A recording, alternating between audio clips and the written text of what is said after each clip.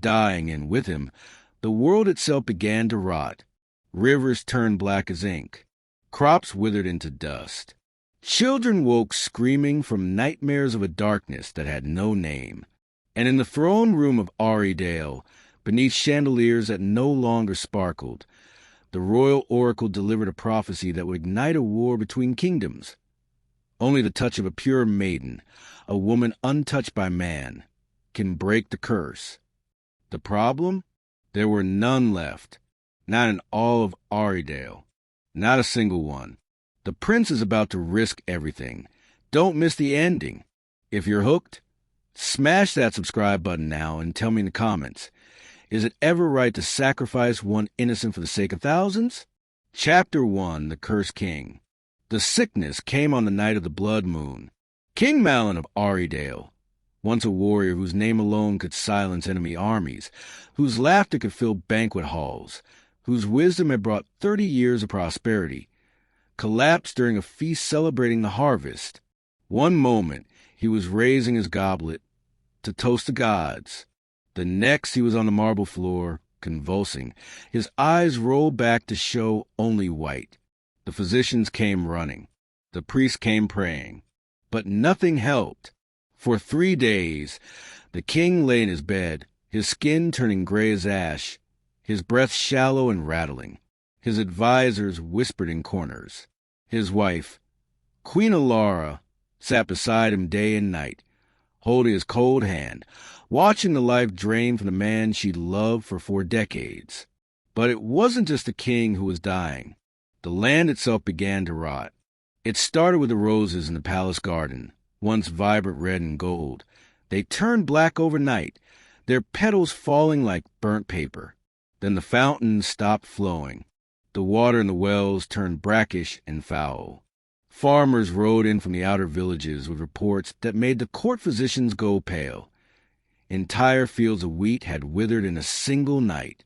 Livestock were born dead or deformed. And strangest of all, the sun seemed dimmer, as though a veil had been drawn across the sky. "It's a curse," the people whispered in the marketplaces. "The gods are angry." "No," said others. "It's darker than that. It's old magic, blood magic." Prince Kael stood on the balcony of his father's chamber, staring out at the kingdom that was slowly dying.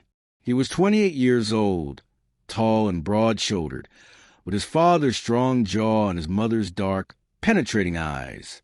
He had been raised to rule, trained in warfare and diplomacy, taught that a king's duty was to his people above all else. But what good was duty when you had no answers? "Your Highness." Kael turned to see Dorian, the captain of the guard, approaching with his usual military stiffness. Behind him came someone else, a figure draped in silver robes that seemed to shimmer even in the dim light. The oracle of the temple. Kael's stomach tightened. The oracle rarely left her sanctuary in the mountains. If she was here, it meant the situation was worse than anyone had admitted. "Lady Mirren," Kael said, bowing his head respectfully, "you honor us with your presence." The oracle's face was hidden beneath her hood, but her voice was clear and cold as winter wind. "There is no honor in what I bring, Prince Kael, only truth." "Then speak it," Kael said, his voice harder than he intended. "My father is dying. My kingdom is dying with him. If you know what's happening, I need to hear it." Mirren stepped closer, and for a moment, Kael caught a glimpse of her eyes, milky white, unseeing, yet somehow looking straight through him. "Your father is not ill," she said. "He is cursed." The word hung in the air like a blade. Kael's jaw clenched. "Cursed? By whom?" "By his own sins," Mirren replied. "Or perhaps by the sins of those who came before him. The curse is ancient, tied to the bloodline of Aridale's kings. It sleeps for generations, waiting. And when it wakes—" She gestured toward the window, toward the dying land beyond. "You see what happens. How do we stop it?" Kael demanded. "There must be a way to break it." "There is." Relief flooded through Kael, but it was short-lived. Mirren's voice dropped lower, each word deliberate. The curse can only be broken by the touch of a pure maiden, a woman of absolute innocence, untouched by man, not merely a virgin, but one whose heart and spirit are uncorrupted. Such a woman must willingly lay beside the king, and in that act of sacred purity, the curse will be lifted. Kael felt the blood drain from his face. A virgin? More than that, a woman above reproach, pure in body, mind, and soul. Dorian shifted uncomfortably beside him. Kael knew what the captain was thinking, the same thing he was thinking. In Aridale, a kingdom of wealth and pleasure, where nobles hosted lavish parties and commoners celebrated festivals with wine and dancing, where marriages were arranged young and love was pursued freely. There are no virgins left in Aridale, Kael said quietly. At least, none that would meet your definition of pure. Mirren nodded slowly. I know. The silence that followed was suffocating. Then what? Kael's voice cracked. We're supposed to just watch him die? Watch the kingdom fall. There's one other option, Mirren said. You must go beyond Aridale's borders, to the lands where old ways still hold sway. Kael's mind raced. Beyond Aridale's borders meant Valora. Yes, Valora, their neighbor to the east. A kingdom of priests and temples, of strict traditions and ancient laws. A kingdom that had refused Aridale's offers of alliance for decades, viewing them as corrupt and decadent. A kingdom that, rumor said, still held purity in highest regard. You want me to go to Valora, Kael said slowly, and ask them for a virgin to save my father? I want nothing, Prince Kael. I merely show you the path. Whether you walk it is your choice. Kael turned back to the window, his hands gripping the stone railing until his knuckles turned white. Behind him, he could hear his father's labored breathing, each exhale sounding more like a death rattle than the last. He thought of the people in the villages, starving as their crops failed. He thought of the children crying in the streets, afraid of the darkness that seemed to be swallowing their world. He thought of his mother, her eyes hollow with grief, sitting beside a man who was already half ghost. How long do we have? Kael asked. 3 moons, Mirren replied. When the 3rd moon sets, the curse will complete its work. Your father will die, and the rot will spread beyond Aridale's borders, consuming everything in its path. 3 moons, less than 3 months. Kael took a deep breath and turned to face the oracle. Then I'll go to Valora. I'll find this pure maiden, and I'll bring her back. You may find her, Mirren said softly, but bringing her back... She paused. That will be the greater challenge. For Valora does not give up its treasures willingly, and purity, Prince Kael, is her most sacred treasure of all. She turned and glided toward the door, her silver robes whispering across the stone floor. At the threshold, she stopped. One more thing, Your Highness. When you find her, and you will find her, remember this. Purity is not just a state of the body, it is a state of the soul. The woman who can save your father is one who has never been touched by corruption in any form. That kind of innocence is rare, and once taken from its source. Her voice grew impossibly quiet. It can never be replaced. Then she was gone, leaving Kael alone with Dorian and the sound of his father's dying breaths. Your Highness, Dorian said carefully, Valora is not like Aridale. They will not welcome us. And if they discover why we've come, then we don't tell them, Kael said. Not at first. We go as travelers. Merchants, perhaps. We find the woman the oracle speaks of, and we convince her to come with us willingly. And if she refuses, Kael's jaw tightened. He thought of his father, of his kingdom, of the darkness spreading across the land like a plague. Then I'll do whatever it takes, he said, because I will not let my father die, and I will not let this kingdom fall. He turned back to the window, staring out at the dying roses in the garden below, their blackened petals scattered across the ground like ashes. Somewhere across the border, in the peaceful kingdom of Valora, a woman existed who could save them all, a woman of absolute purity, untouched by the corruption of the world. Kael didn't know her name. He didn't know her face. But he knew one thing with absolute certainty. He would find her, even if it meant starting a war to bring her home. in the quiet of his father's chamber. Prince Lady Mirren, Kael said, bowing his head respectfully. You honor us with your presence. The oracle's face was hidden beneath her hood, but her voice was clear and cold as winter wind. There is no honor in what I bring, Prince Kael, only truth. Then speak it, Kael said, his voice harder than he intended. My father is dying. My kingdom is dying with him. If you know what's happening, I need to hear it. Mirren stepped closer, and for a moment, Kael caught a glimpse of her eyes, milky white, unseeing, yet somehow looking straight through him.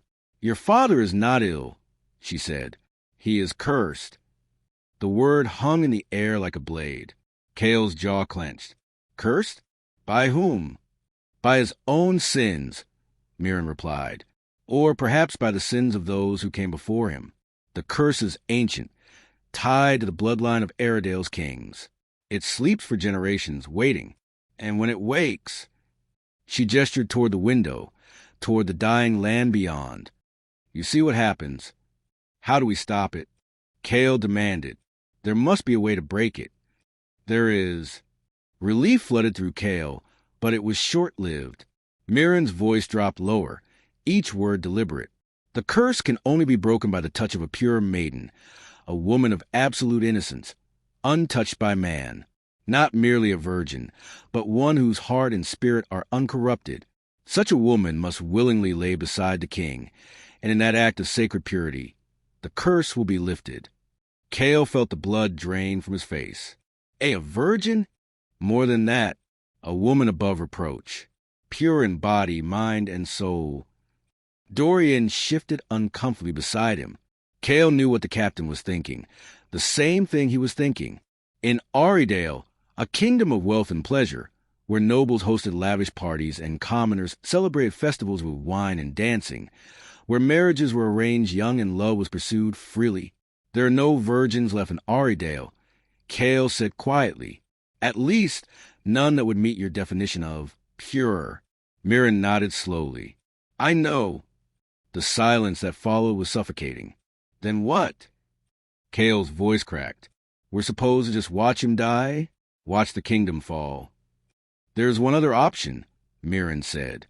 You must go beyond Aridale's borders, to the lands where old ways still hold sway. Kael's mind raced.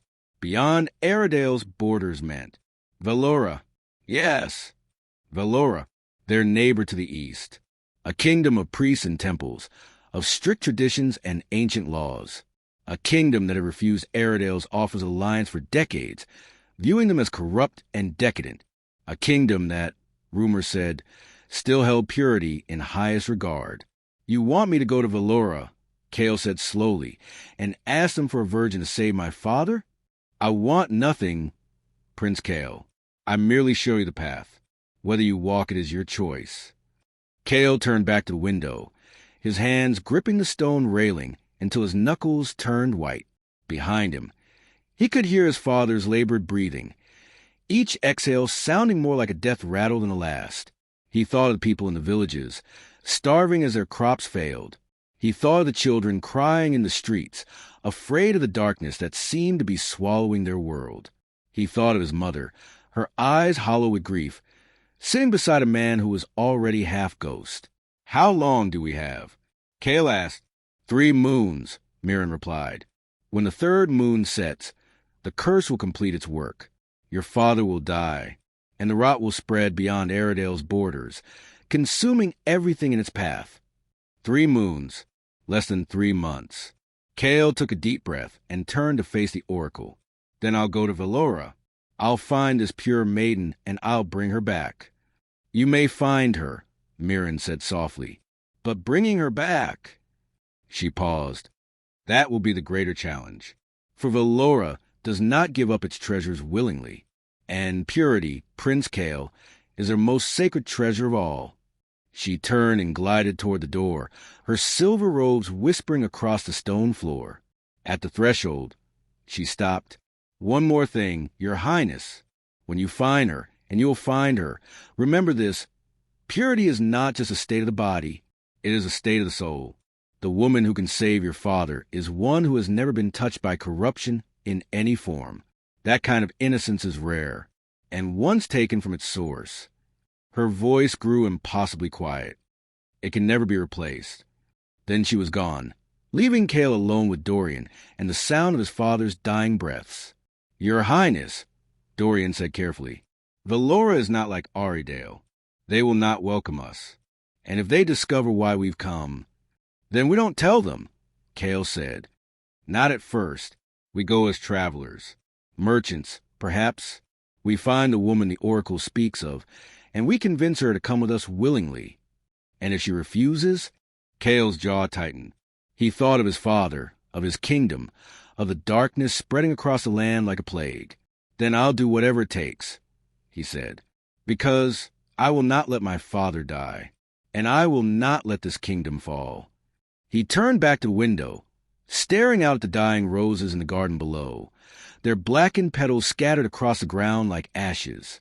Somewhere across the border, in the peaceful kingdom of Valora, a woman existed who could save them all, a woman of absolute purity, untouched by the corruption of the world.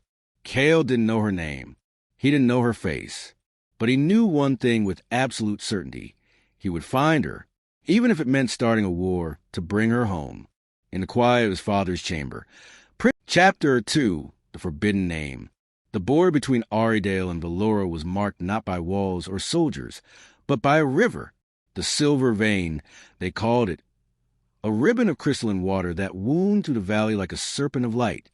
On Aridale's side, the banks were lined with willow trees and taverns where travelers could rest. On Valora's side, ancient stone markers rose from the earth, carved with symbols that predated both kingdoms, warnings in a language almost no one could read anymore. Kael stood at the river's edge 3 days after his meeting with the oracle, dressed in plain traveling clothes. A simple tunic, worn boots, a cloak that had seen better days. His royal signet ring sat heavy in his pocket, hidden. His sword was strapped to his back, but he'd chosen a common blade rather than the jeweled weapon that marked him as a prince. Beside him stood Dorian and 2 other guards, similarly disguised. They looked like merchants or perhaps sellswords traveling for work. "Once we cross," Kael said quietly, "we're in their territory. Valora doesn't take kindly to foreigners, especially those from Aridale. Keep your heads down. Speak only when necessary. And remember, we're here to trade, nothing more. And when we find the woman?" Dorian asked. "We'll know her when we see her," Kael said, though he had no idea if that was true. "The oracle said I would recognize her, that her purity would be evident." One of the guards snorted softly. "Pure as snow in a kingdom that treats pleasure like sin. Should be plenty to choose from." "Watch your tongue, Garrett," Kael snapped. "These people's ways may seem strange to us, but they're not fools. And right now they have something we need." The guard fell silent, chastened. Kael took a breath and stepped into the river. The water was cold, shockingly so, and by the time they reached the other side, his legs were numb and his teeth were chattering. But there was no turning back now. Valora stretched before them, a land of mist-shrouded forests and distant mountains, of white stone temples that gleamed like pearls against the gray sky. Even the air felt different here, cleaner, quieter, as though the very earth was holding its breath. They walked for hours along a dirt road that wound through farmland and small villages. The people they passed, farmers, craftsmen, families with children, watched them with wary eyes but said nothing. No one smiled. No one waved. "Friendly folk," Garrett muttered. "They don't trust outsiders," Dorian replied. "Can't blame them. Aridale has tried to absorb them for decades." By nightfall, they reached the capital city of Valora, Sanctum.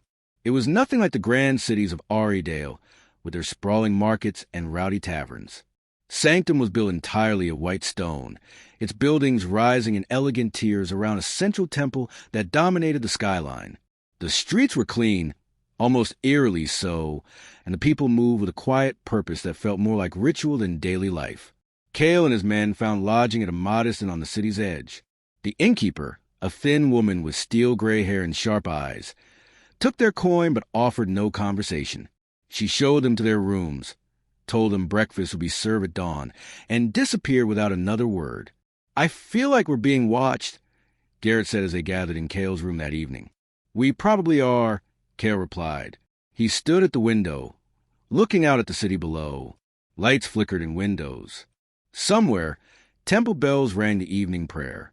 Tomorrow, we start asking questions. Carefully. We need to find someone who knows the people here. Someone who can point us toward. Toward what exactly? Dorian interrupted. A woman who's never been touched? Your Highness, with respect, every unmarried woman in this kingdom probably fits that description. Valora treats virginity like a sacred duty. The oracle said I would know her, Kael said firmly, that her purity would be different, deeper. He turned to face his captain. We'll start at the temple. If there's anyone in this city who embodies what we're looking for, the priests will know of her. The next morning, they made their way to the grand temple sanctum. It was a structure that took Kael's breath away despite himself. Built entirely of white marble, it rose 5 stories high, its walls carved with intricate depictions of gods and legends. Wide steps led to massive bronze doors that stood open, welcoming the faithful.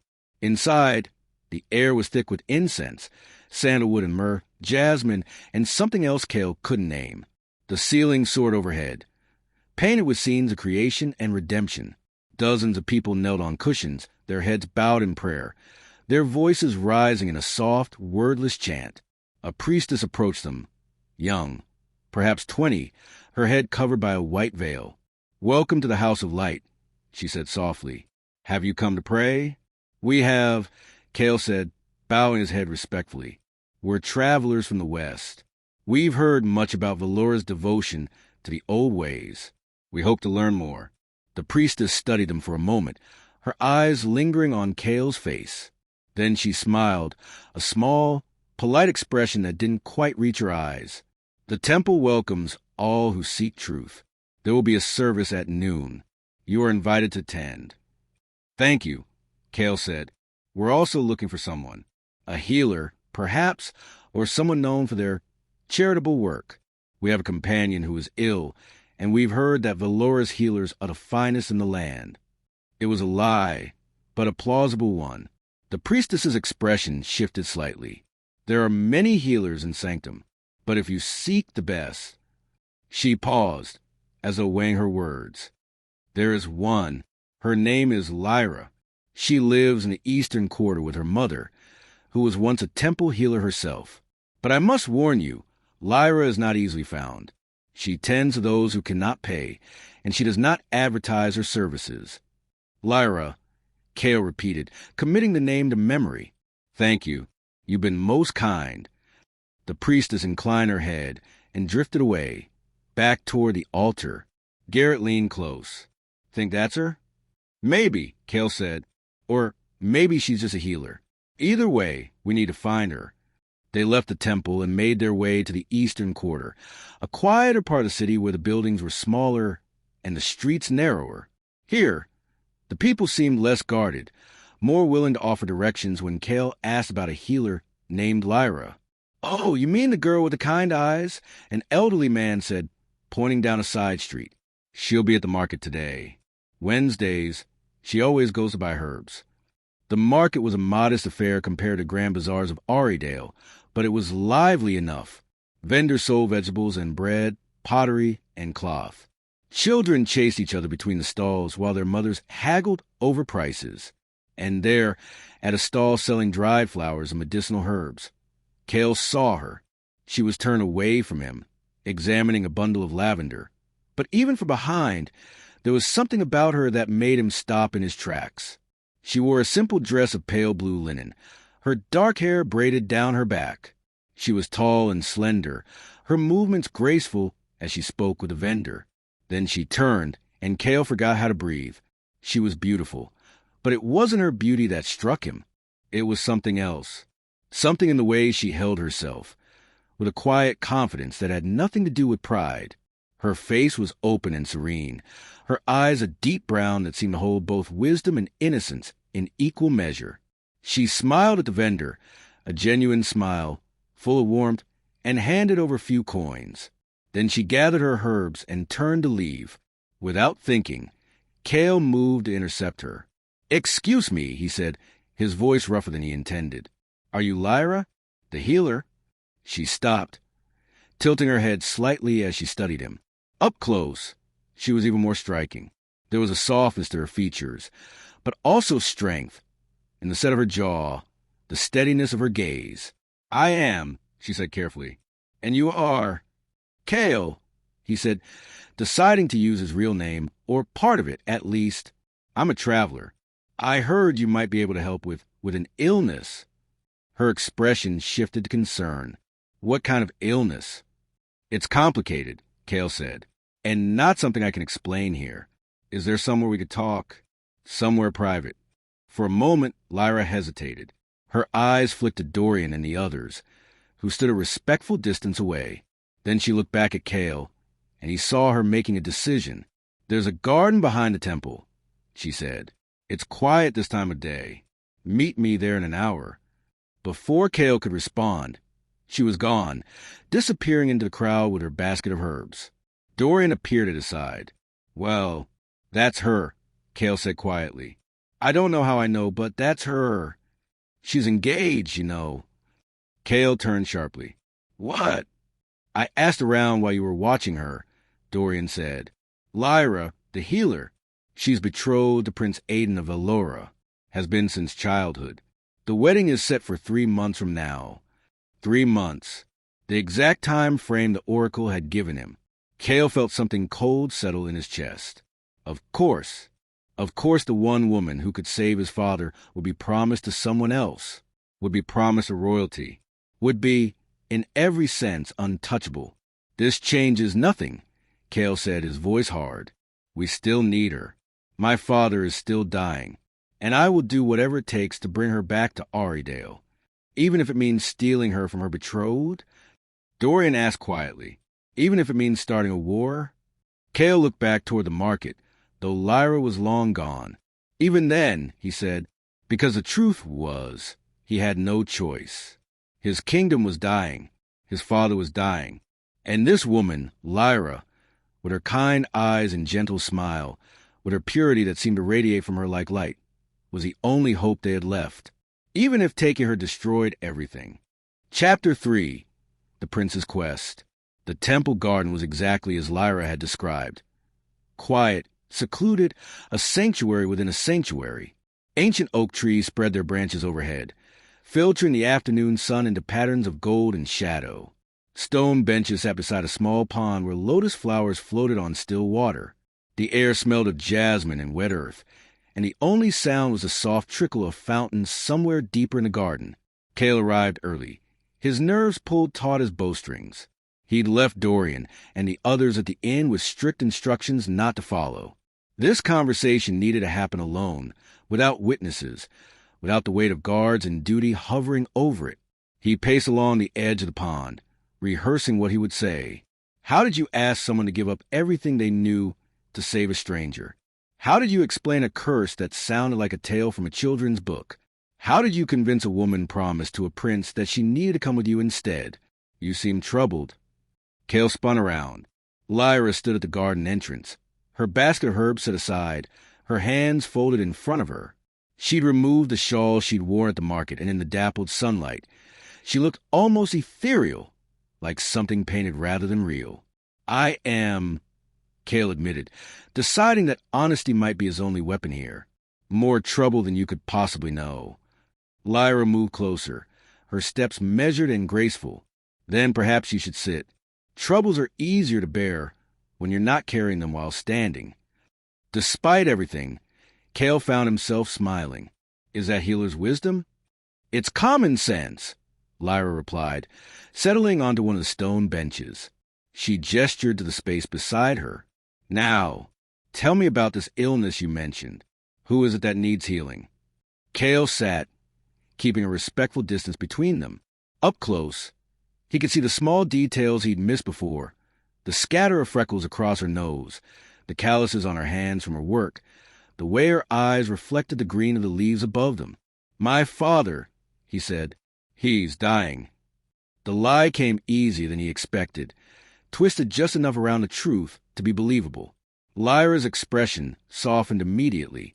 "I'm sorry. What are his symptoms?" He's weak, fevered. The physicians say his blood is corrupted somehow, that it's spreading through his body like poison. Kael looked down at his hands. They've tried everything. Medicines, prayers, bloodletting. Nothing works. He's fading, and He let his voice crack, just slightly. We're losing him. It wasn't entirely a lie. His father was dying. The physicians had tried everything, and they were losing him, day by day, as the curse consumed him from within. How long has he been ill? Lyra asked. 3 weeks, but it feels like longer. Lyra was quiet for a moment, her brow furrowed in thought. Corrupted blood. That's unusual. Most blood diseases present with clear symptoms, rashes, swelling, discoloration. You said fever? Yes, and terrible dreams. He wakes screaming sometimes, talking about darkness swallowing him whole. Lyra's eyes widened slightly. Darkness? Yes. Why? Is that significant? She stood abruptly, pacing to the edge of the pond. There's an old illness, one the temple healers speak of in their histories. It's called the shadow sickness. It's rare. So rare most believe it's just legend. But the symptoms you described... She turned back to him. It's said to be a corruption not of the blood, but of the spirit, a darkness that feeds on a person's essence until there's nothing left. Kael's heart hammered in his chest. She was closer to the truth than she realized. Can it be cured? He asked. Lyra's expression grew troubled. The old texts say yes, but the cure is complicated. It requires a specific ritual, one that must be performed by someone of pure heart and intention, someone who can channel light against the darkness. Could you do it? The question came out more desperately than Kael intended. Could you say him? Lyra met his gaze, and for a long moment, neither of them spoke. Kael felt something pass between them, a current of understanding, of recognition, as though they'd known each other far longer than these few minutes. I don't know, Lyra said softly. I've never attempted anything like that.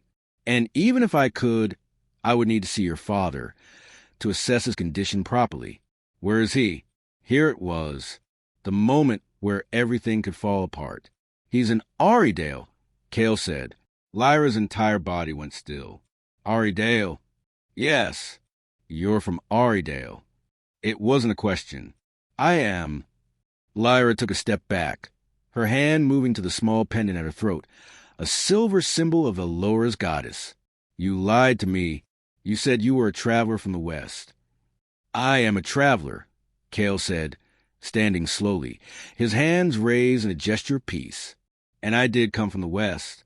I just didn't mention which part of the West.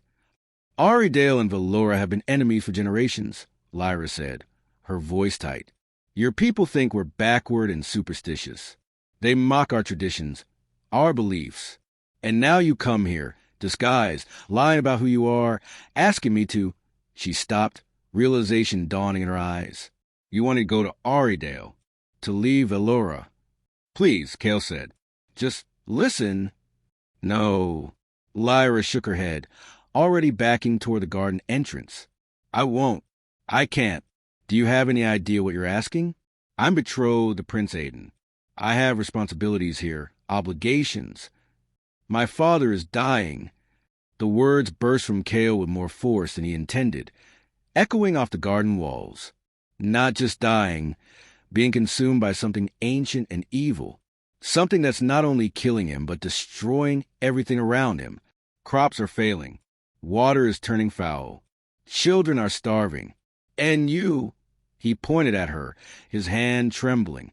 You might be the only person in the world who can stop it. Lyra's face had gone pale. How do you know that? How could you possibly know that I'm the one who... She stopped, her eyes narrowing. Who are you? Really? Kael reached into his pocket and pulled out the signet ring he'd hidden there. The royal crest of Aridale gleamed in the sunlight, a crowned falcon clutching a sword. My name is Kael Thorne, he said quietly, Prince of Aridale. And the man who's dying is King Malin, my father. The silence that followed was deafening. Lyra stared at the ring, then at his face, then back at the ring. Her hand had moved from her pendant to cover her mouth, her eyes wide with shock. You're the prince, she whispered. Yes. And you came here, to Valora, knowing that if you were discovered, I'd likely be executed. Kael finished. Yes, I know, but I had no choice. A royal oracle told me that the curse on my father can only be broken by someone pure of heart and spirit, someone untouched by corruption, someone, he took a breath, someone exactly like you. You don't even know me, Lyra said, but her voice had lost its edge. I know enough, Kael replied. I know you spend your days healing people who can't afford to pay you. I know you go to the market for herbs yourself instead of sending servants.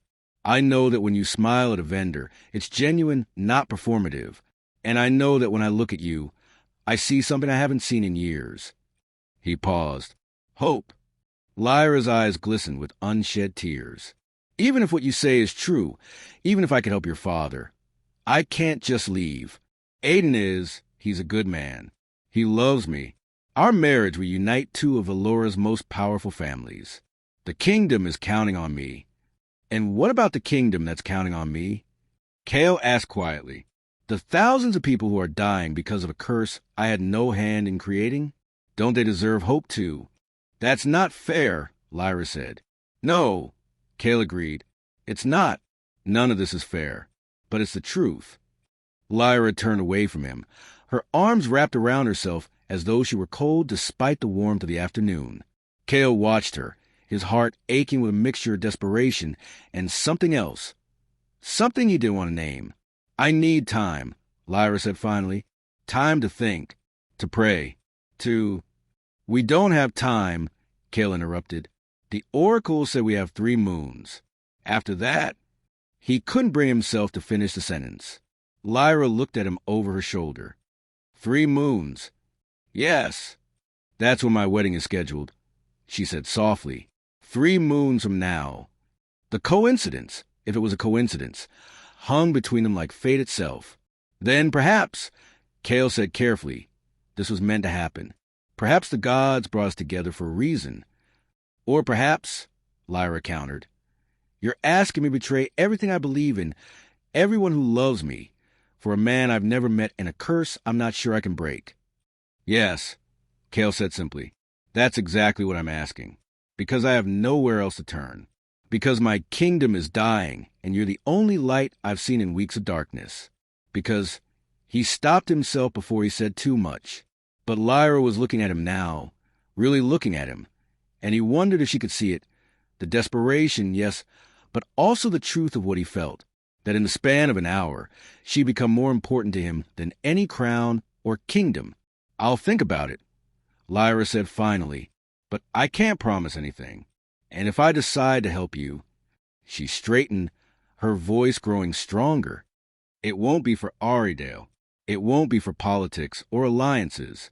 It will be because a man is suffering, and I might be able to ease that suffering. That's the only reason I would ever consider this. That's enough, Kael said. More than enough. Lyra picked up her basket and moved toward the garden entrance. At the threshold, she paused. Meet me here tomorrow, she said. Same time. I'll have an answer for you then. Then she was gone, leaving Kael alone with the jasmine and the fountains and a hope so fragile he was afraid to breathe. When Kael returned to the inn, Dorian was waiting with news that turned his blood to ice. Prince Aiden knows you're here, the captain said without preamble. One of the temple priestesses recognized the crest on your cloak clasp. Guards have been asking questions. We need to leave. Now. We can't, Kael said. Not yet. Lyra is considering. Lyra is engaged to a man who's currently mobilizing soldiers to find you, Dorian interrupted. Your Highness, if they catch you here, they'll execute you for espionage. And if they discover why you came... He shook his head. There will be war. Kael sank onto the edge of the bed, his head in his hands. Everything was falling apart faster than he could hold it together. What would you have me do? He asked. Go home and watch my father die? Watch the kingdom crumble? I would have you survive, Dorian said, so that you can live to rule when this is over. If this is over, Kael corrected. If the curse isn't broken, there won't be a kingdom left to rule. A knock at the door made them both freeze. Dorian's hand went to his sword. "Who is it?" Kael called out. "Someone who might be able to help." It was Lyra's voice. Kael opened the door to find her standing in the hallway, a hooded cloak pulled over her head, her eyes wide and frightened. "You need to leave Valora," she said without preamble. "Tonight, Aiden knows who you are. He's sending soldiers to every inn in the city." "I know," Kael said. "But Lyra, I'm coming with you." The words fell between them like stones into still water. Kael's heart stopped. "What?" "I'm coming with you," Lyra repeated, her voice steadier now. "To Aridale, to help your father." She pulled her cloak tighter around herself. "I went to the temple after we spoke. I prayed for guidance. And she swallowed hard. "I saw something. A vision, maybe, or just my imagination. But I saw your kingdom dying. I saw darkness spreading like a plague. And I saw light pushing it back. My light." "Lyra," Kael breathed, "you understand what this means? If you come with me, Aiden will never forgive me. Valora will call me a traitor. And I'll be breaking every promise I've ever made." Her eyes met his, fierce and certain. "I know, but I also know that I'm a healer. And if I can save lives, thousands of lives, then I have to try, even if it costs me everything." Dorian stepped forward. "My lady, are you certain?" "Once we leave." "I'm certain," Lyra said. "We need to go now, before the soldiers arrive.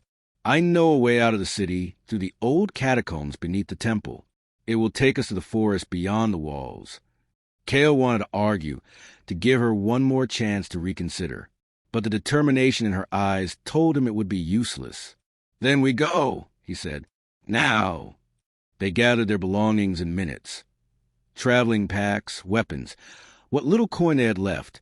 Lyra led them through the dark streets of Sanctum, keeping the shadows and back alleys, until they reached a small door set into the temple's foundation.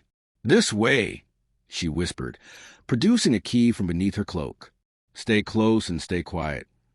The catacombs were exactly as Kael imagined. Narrow tunnels carved from stone, lit only by the single lantern Lyra carried. The walls were lined with alcoves where the ancient dead of Valora rested in eternal silence. Their footsteps echoed eerily, and more than once, Kael felt the hair on the back of his neck rise. They walked for what felt like hours, though it was probably only one. Finally, a set of stone steps led upward to another door. Fresh air rushed in as Lyra pushed it open, and they emerged into a forest clearing bathed in moonlight. "We're outside the city walls," Lyra said softly. "The border is 2 hours' walk to the west." "Then we don't stop until we reach it," Kael said. They moved through the forest in silence, alert for any sound of pursuit. But the night remained quiet, save for the rustle of leaves and the distant call of an owl. It wasn't until they reached the Silver Vein River, until they stood on the bank with Aridale visible on the other side, that Lyra stopped. "This is it," she said quietly. "Once I cross this river, there's no going back." Kael stood beside her, close enough to feel the warmth of her shoulder against his. "You can still turn around. I would understand." Lyra shook her head. "No, I made my choice in that garden. I made it the moment I looked into your eyes and saw the truth there." She turned to face him. "I just hope I'm strong enough to do what needs to be done." "You are," Kael said with absolute certainty. "I've known you for less than a day, and I already know that you're the strongest person I've ever met." Lyra's smile was sad but genuine. "Let's hope you're right." Then she stepped into the river, the cold water rising around her legs, and began to wade across to Aridale, to a kingdom she'd never seen, to a curse she wasn't sure she could break, to a future she couldn't begin to imagine. And behind them, in the city of Sanctum, Prince Aiden stood in an empty temple garden, holding a note that had been left on a stone bench. "I'm sorry. Please forgive me. His hands crumpled the paper as guards rushed in to report that the Aridale prince had escaped. And in that moment, with his heart breaking and his pride wounded beyond measure, Prince Aiden made a decision that would change everything. "Mobilize the army," he said, his voice cold as winter. "Prepare for war." Chapter 4, The Choice of Lyra. The journey to Aridale's capital took 3 days. 3 days of riding hard through forests and valleys, of sleeping under stars with weapons close at hand, of constantly looking over their shoulders for signs of pursuit. 3 days of Lyra seeing her homeland fade behind her while an uncertain future loomed ahead. On the first day, she barely spoke. She rode in silence, her face pale. Her hands gripping the reins of the horse Kael had procured for her with white-knuckled intensity. Every few hours, she would turn to look back toward Valora, as though expecting to see Aiden riding after her, demanding she return. But no one came. Kael gave her space, understanding that she needed time to process what she'd done. He rode beside her when the path was wide enough, a silent presence, and led the way when it wasn't. Dorian and the other guards kept their distance, speaking only when necessary. They made camp that first night in a clearing deep in the woods. While Dorian and the others set up bedrolls and started a fire, Kael found Lyra sitting on a fallen log at the edge of firelight, staring into the darkness. "Are you all right?" he asked, keeping his voice low. Lyra didn't look at him. "I don't know what I am." Kael sat down beside her, careful to maintain a respectful distance. "For what it's worth, I'm sorry. Sorry that I put you in this position. Sorry that—" "Don't apologize," Lyra interrupted, finally turned to face him. Her eyes reflected the firelight, bright and intense. "I made a choice. No one forced me. And if I'm being honest—" She paused, seeming to search for the right words. "Part of me has always felt trapped in Valora, like I was living someone else's life, following someone else's path." "What do you mean?" Lyra pulled her knees up to her chest, wrapping her arms around them. "Aiden is a good man. I don't want you to think otherwise. He's kind, honorable, everything a prince should be. And I care for him, I do. But I've never loved him. Not the way you're supposed to love the person you're going to marry. Did he know that?" Kael asked quietly. "Maybe. Probably. Our betrothal was arranged when we were children. Neither of us had a choice in the matter. It was about alliances, about strengthening ties between our families." She rested her chin on her knees. "I always told myself that love would come eventually, that I just needed to be patient, to try harder. But now—" She trailed off. Now I wonder if I was just afraid to admit the truth, that I wanted something different, something more." They sat in silence for a moment, the crackling of the fire the only sound between them. "What about you?" Lyra asked, glancing at him. "Is there someone waiting for you in Aridale? A princess, perhaps, or a lady of the court?" Kael laughed, but it was a bitter sound. "No, there was someone once, years ago, but she—" He stopped, old pain surfacing. "She loved the idea of being a princess more than she loved me. When she realized that being married to me would mean actual responsibility, actual sacrifice, she ended things. Said she'd rather marry a merchant who could give her a simple, comfortable life." "I'm sorry," Lyra said softly. "Don't be—" She did me a favor. Better to know someone's heart before you bind yourself to them forever. He picked up a stick and poked at the dirt. "After that, I threw myself into learning to rule. I told myself that the kingdom was enough, that duty was enough, that I didn't need love. And now—" Kael met her eyes. "Now I'm not so sure." Something passed between them in that moment, a current of understanding, of recognition, as though they were seeing each other clearly for the first time. Lyra looked away first, her cheeks flushing. "We should get some rest. Tomorrow will be another long day." "Yes," Kael agreed, though he made no move to stand. "Lyra?" "Yes." "Thank you for coming with me, for trusting me. I know what it cost you." Lyra smiled, small but genuine. "Ask me again when this is over. Then I'll tell you if the cost was worth it." The second day brought rain. Not the gentle spring showers of Valora, but a driving, relentless downpour that soaked through their cloaks and turned the roads to mud. The horses struggled, their hooves slipping on the slick ground. Progress slowed to a crawl. By midday, they were all miserable, cold, wet, and exhausted. When they came across an abandoned shepherd's hut, Dorian suggested they stop to rest. "Just for an hour," he said. "Let the worst of the storm pass." Inside, the hut was small and dusty but dry. There was even a fireplace, though it took Garrett several tries to get a fire started with damp wood. Eventually, flames caught and spread, filling the space with welcome warmth. Lyra stood close to the fire, her arms wrapped around herself, shivering. Her hair hung in wet tangles around her face, and her lips had taken on a bluish tint. Kael shrugged off his own cloak, still relatively dry on the inside, and draped it around her shoulders. Here, you're freezing. So are you? Lyra protested, but she pulled the cloak tighter anyway. I'll survive, Kael said. He gestured to a spot near the fire. Sit. Warm up. They sat together while Dorian and the others tended to the horses outside. The fire crackled and popped, steam rising from their damp clothes. Tell me about your father, Lyra said after a while. Not about the curse, but about him. What kind of man is he? Kael smiled, grateful for the question. He's complicated, strong when he needs to be, but not harsh.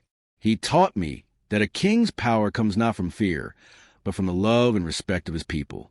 That the crown is a burden, not a privilege. He sounds wise. He is. And kind. When I was a boy, he used to take me riding in the forest outside the capital. Just the two of us, no guards, no protocol. He'd tell me stories about the old kings, about heroes and legends. He wanted me to understand that being royal didn't make us different from anyone else. That we were just people who've been given a responsibility. You love him very much, Lyra observed. I do, Kael said, his voice thick with emotion. And I can't. He stopped, swallowing hard. I can't lose him. Not like this. Not some ancient curse that I can't fight or reason with. Lyra reached out and placed her hand over his. The touch was simple, innocent, but it sent a jolt through Kael's entire body. We'll save him, she said with quiet certainty. I don't know how yet, but we will. I feel it. Kael looked down at their joined hands. Hers was small and delicate, marked with calluses from her healing work. His was larger, scarred from years of sword training. They were different in almost every way, but somehow they fit. Lyra, he said softly, why did you really come with me? And don't say it's just because you're a healer. There's something else, isn't there? Lyra was quiet for a long moment. When she spoke, her voice was barely above a whisper. The night before I met you, I had a dream. I was standing in a garden, not the temple garden, but somewhere else, somewhere I'd never been. And there was a man there, standing with his back to me. I couldn't see his face, but I felt... She paused, searching for words. I felt like I'd been waiting my whole life to meet him. In the dream, I called out to him, and when he turned around... She looked up at Kael, her eyes shining. It was you. I didn't know it then, of course. I'd never seen you before. But when you approached me in the market, when I saw your face... She squeezed his hand. I knew. Kael's heart was pounding so hard, he was certain she could hear it. Knew what? That this was meant to happen. That whatever path I was on before, it was leading me to you, to this moment. The air between them felt charged, electric. Kael found himself leaning closer, drawn by something stronger than logic or reason. Lyra, he breathed. But before anything more could happen, Dorian appeared in the doorway, water streaming from his cloak. The rain's letting up, he announced. We should move soon if we want to make the next town by nightfall. The moment shattered. Lyra pulled her hand away. Her cheeks flushed and stood quickly. Yes, she said, her voice unsteady. Yes, we should go. Kael watched her move toward the door, his hand still tingling where she touched it, his mind reeling from her confession. A dream. She'd dreamed of him before they'd even met. What did that mean? Prophecy? Fate? Or just coincidence? But deep down, Kael knew it was none of those things. It was something else. Something that terrified and exhilarated him in equal measure. It was destiny. They reached the town of Millhaven by dusk, a small trading post on the border between Aridale and neutral territory. It was busy with merchants and travelers, which meant they could blend in easily. Kael secured rooms and an inn while Dorian went to gather supplies. Lyra stayed close to Kael, her hood pulled up to hide her face. In Valora, she'd been recognizable. Here, she was just another traveler. After they'd settled into their rooms and changed into dry clothes, Kael found Lyra standing at the window of her chamber, looking out at the town below. "Penny for your thoughts?" he said from the doorway. Lyra turned, a sad smile on her lips. "I was just thinking about Aiden, about what he must be feeling right now. Angry, probably. Betrayed. Yes, all of that." She moved away from the window. He didn't deserve this. Any of this. No, Kael agreed. But neither did my father. Neither do the thousands of people dying in my kingdom. He stepped into the room. Sometimes there are no good choices, only impossible ones. And we do the best we can with what we're given. Is that what you tell yourself? Lyra asked, when you're making impossible choices? Every day, Kael said honestly. Lyra walked to where he stood, close enough that he could smell the lavender soap she'd used to wash her hair, close enough to see the gold flecks in her brown eyes. "Kael," she said softly, "what happens after? After we save your father? Assuming we can, what happens to me?" It was a question he'd been avoiding thinking about, because the truth was he didn't know. "You could stay in Aridale," he said. "I'd make sure you were taken care of. You could continue your healing work, live comfortably." "As what?" Lyra interrupted. "A guest? A refugee? The woman who abandoned her betrothed and her kingdom?" She shook her head. "I can never go back to Valora. You understand that, don't you? I've burned that bridge. Her voice cracked. "I'm homeless." The pain in her words cut through Kael like a blade. Without thinking, he reached out and cupped her face in his hands. "You're not homeless," he said fiercely. "You have a place. Here, with me." Lyra's eyes widened. "Kael, I know this isn't the time. I know we barely know each other.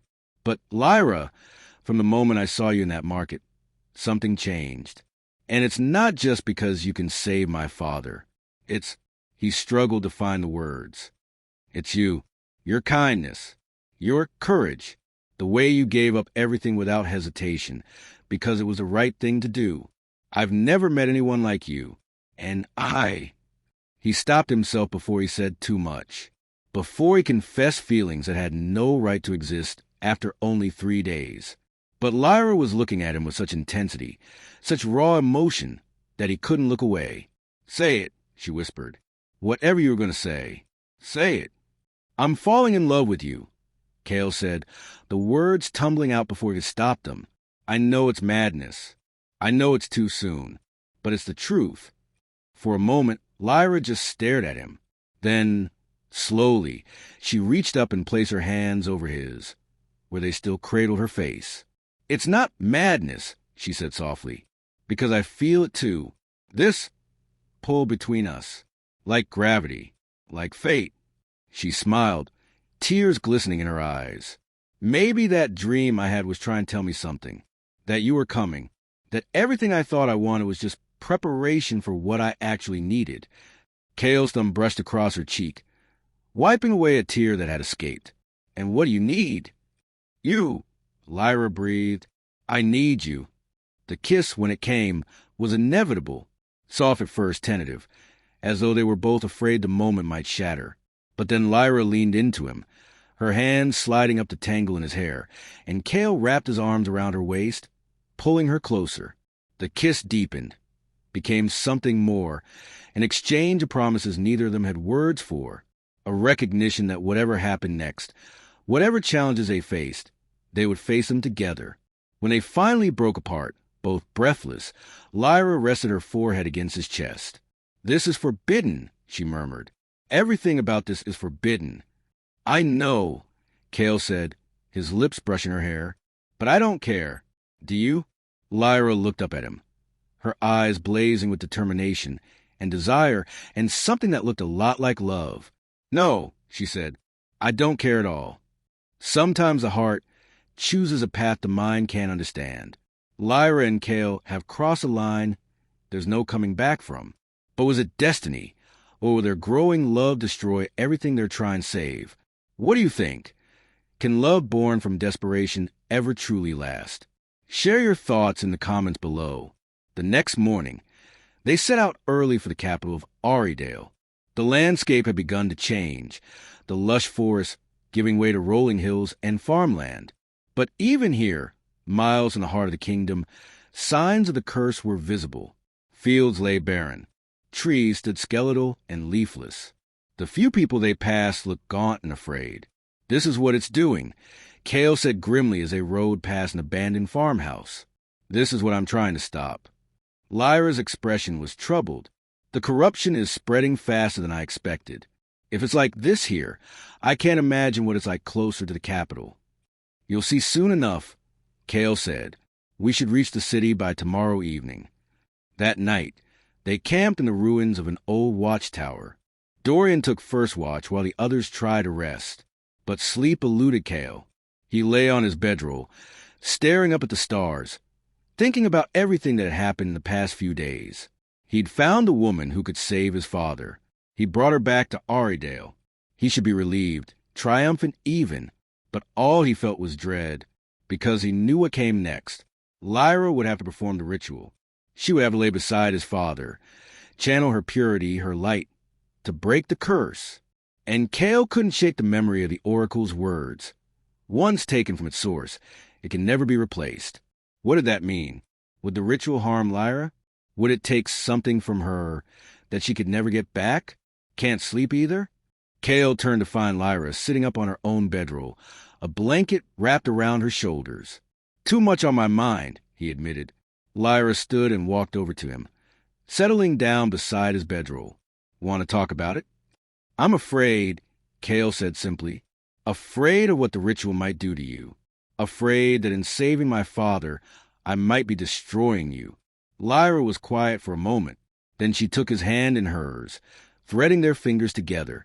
"I'm afraid, too," she said softly. "I'd be lying if I said I wasn't.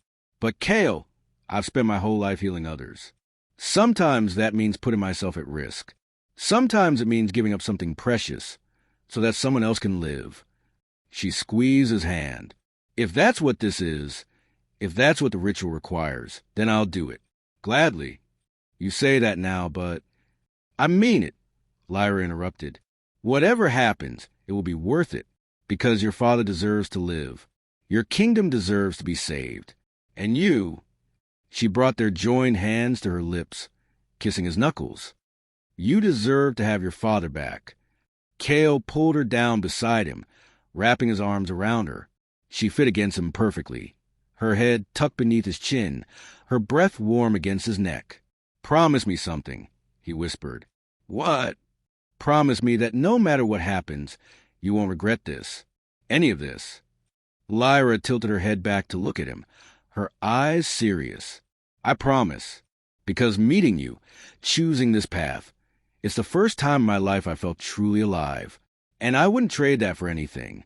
They lay together under the stars, holding each other, neither one speaking, because words weren't necessary anymore. Tomorrow, they would reach Aridale.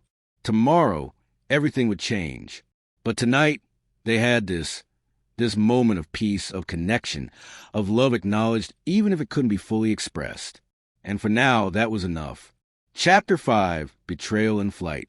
They reached the capital of Aridale at sunset on the fourth day, or rather, what remained of it. Lyra had expected a grand city, gleaming towers, bustling markets, the kind of opulence Valora always whispered Aridale possessed in excess. What she found instead was a kingdom in mourning. The gates stood open, unguarded.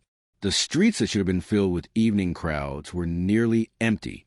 Those few people who were out moved quickly, heads down, as though afraid to linger in the open air. The buildings, once magnificent, Lyra could tell, now looked neglected, their paint peeling, their windows dark. And everywhere there was evidence of the curse. Black roses grew wild in the gutters, their thorns sharp as daggers.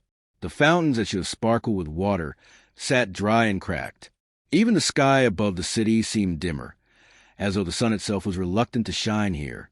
"Gods," Lyra whispered. "It's worse than I imagined."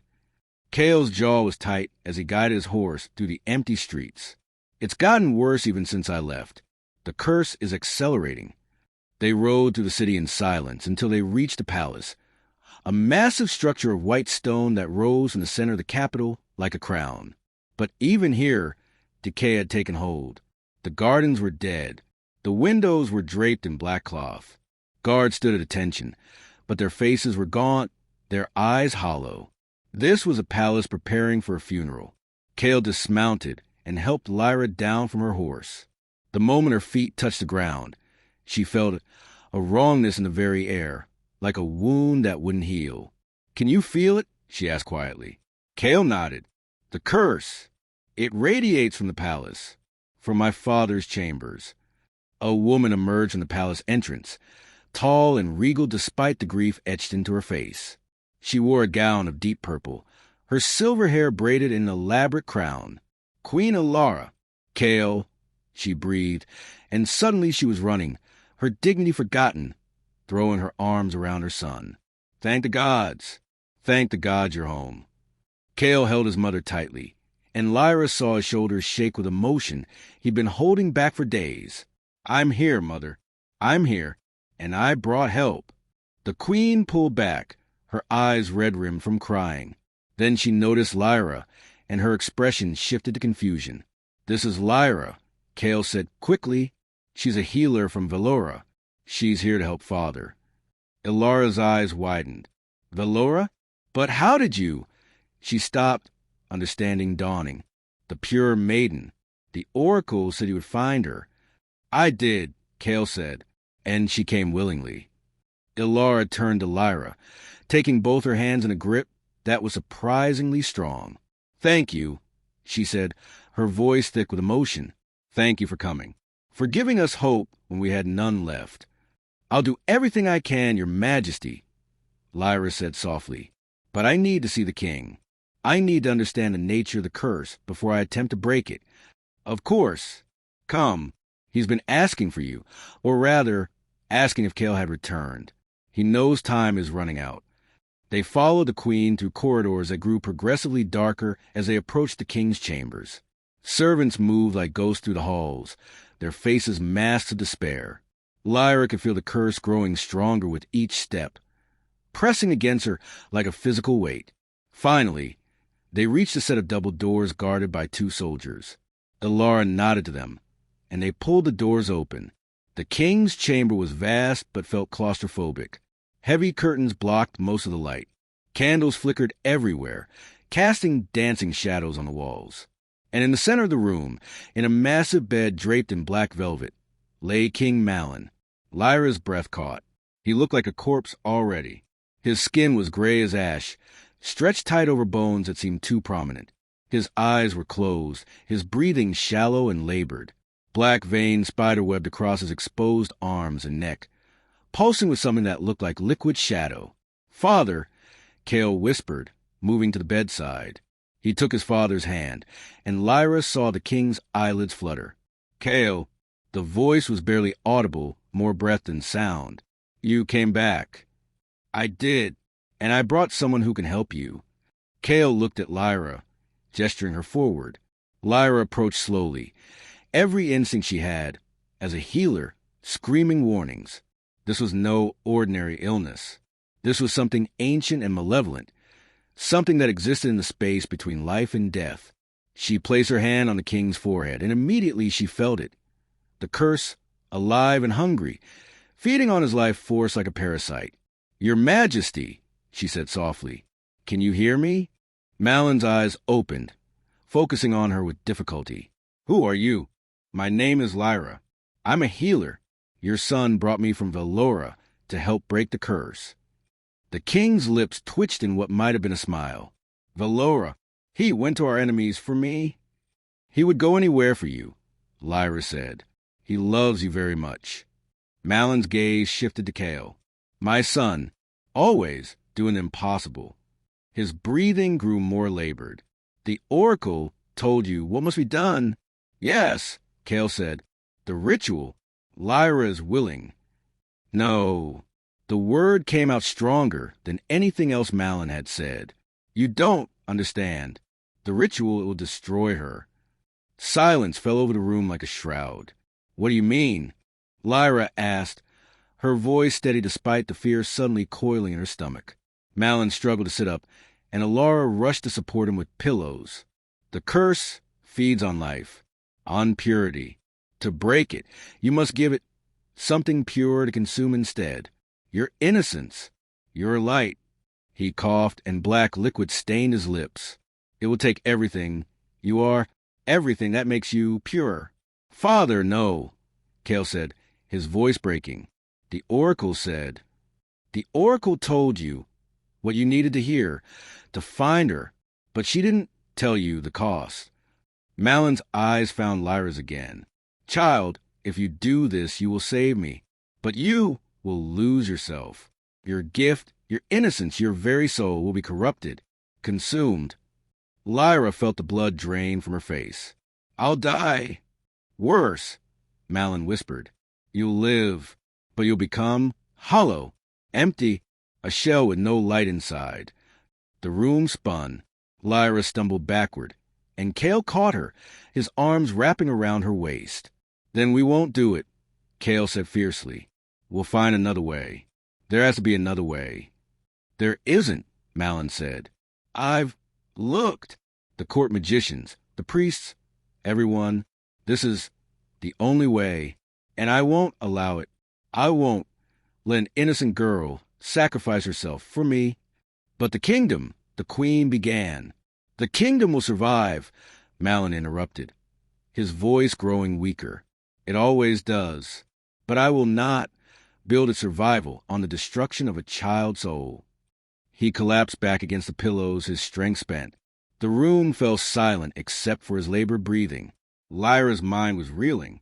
Everything she believed, everything she'd been prepared to do, it was all based on a lie, or rather, on an incomplete truth. The ritual wouldn't just save the king. It would destroy her, not her body, perhaps, but everything that made her who she was. Her ability to heal, her compassion, the light inside her that had guided her entire life. Gone. All of it gone.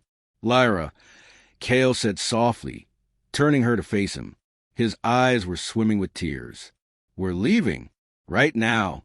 I'm taking you somewhere safe, and we're going to figure out another solution." But Lyra wasn't listening. She was staring at the king, at this dying man who, even now, was trying to protect her, who would rather die than see her sacrifice herself for him. And she was thinking about all the people outside these walls. The farmers whose crops had failed, the children going to bed hungry, the mothers and fathers watching their families slowly starve as the curse spread beyond Aridale's borders. How many lives would be destroyed if she did nothing?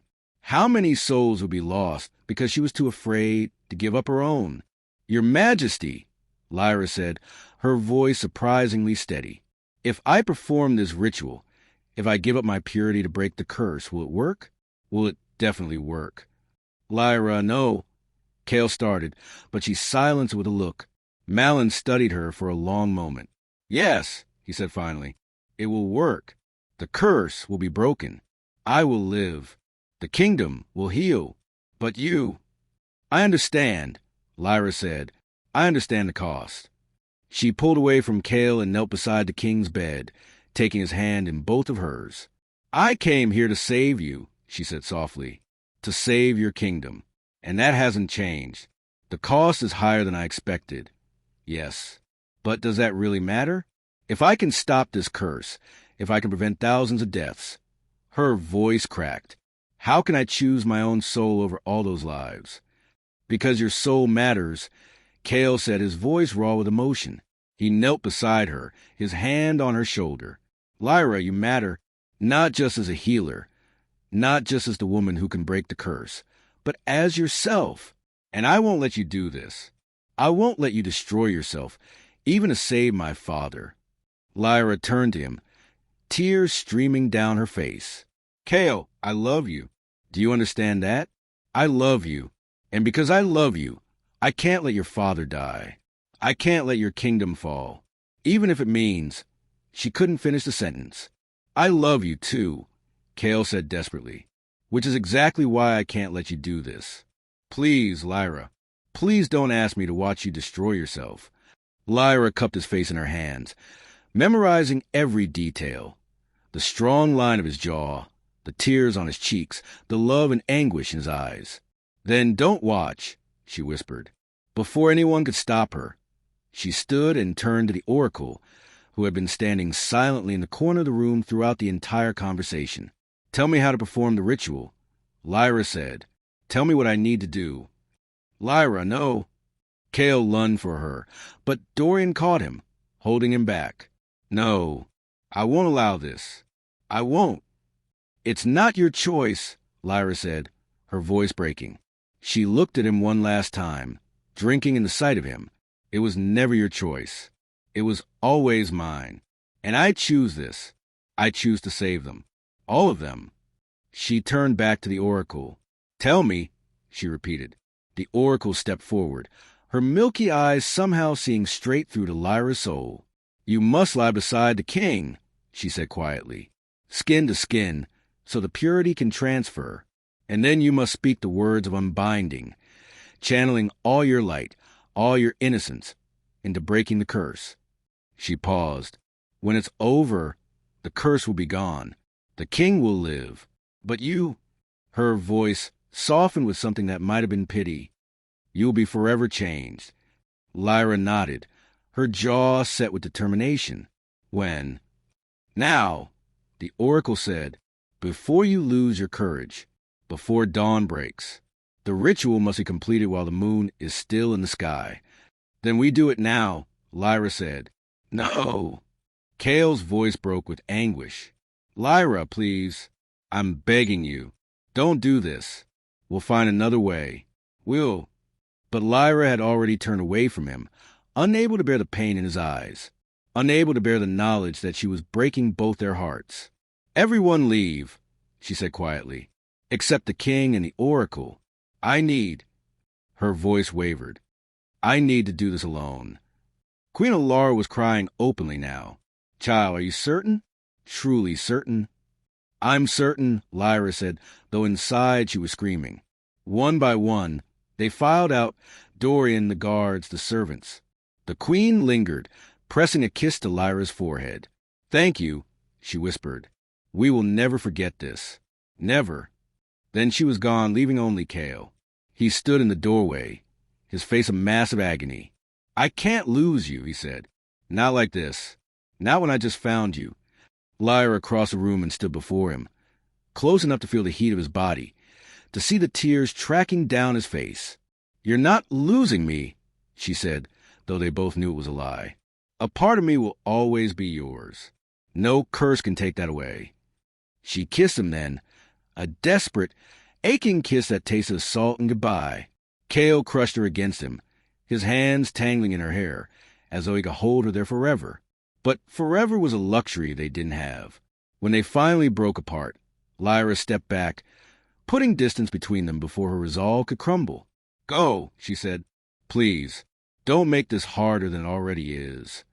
For a moment, she thought he would refuse, that he would stay, would try to stop her, would fight the entire world to keep her from this fate.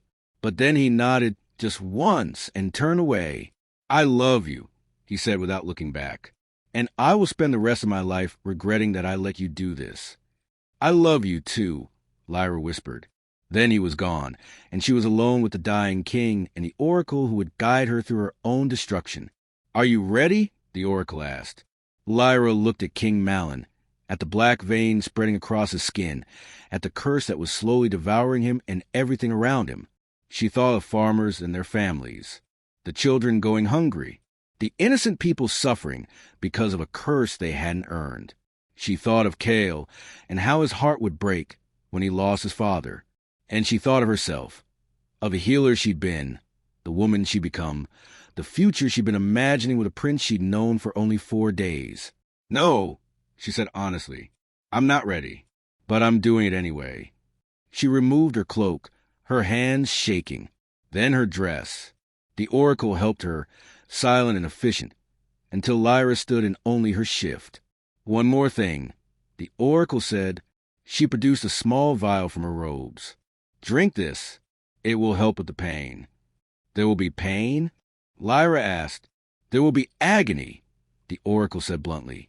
The curse will fight back. It will try to consume you completely. You must hold on to who you are for as long as possible, or it will take not just your purity, but your life. Lyra took the vial with trembling hands and drank it down. It tasted bitter like ashes and regret. Then she climbed into bed beside the king, her heart hammering so hard she thought it might break through her ribs. King Malin opened his eyes, looking at her with a mixture of gratitude and sorrow. You are so brave, he whispered. I'm terrified, Lyra admitted. That's what makes it brave. The oracle began to chant in a language Lyra didn't recognize. Old words, powerful words that made the very air vibrate. She placed her hands on Lyra's forehead and the king's, creating a bridge between them. Speak the words, the oracle commanded. Speak them, and let your light flow into him. Lyra closed her eyes and began to chant the phrases the oracle had taught her, ancient words of unbinding, of sacrifice, of transformation, and then the pain began. It started as a warmth in her chest, spreading outward through her limbs. But the warmth quickly turned to burning, and the burning to agony. It felt like she was being torn apart from the inside, like something was reaching into her soul and pulling out everything that made her who she was. She screamed, but she didn't stop chanting. Light erupted from her body, brilliant, blinding white light that filled the chamber. The curse fought back, black tendrils of shadow rising from the king's body, trying to engulf her, to drag her down into darkness. But Lyra held on.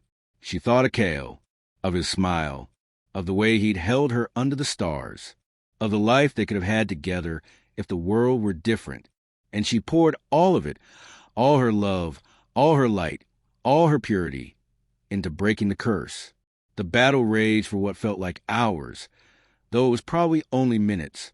Light and shadow warred in the chamber, neither giving ground, until finally, with one last surge of power that left Lyra gasping, the curse broke.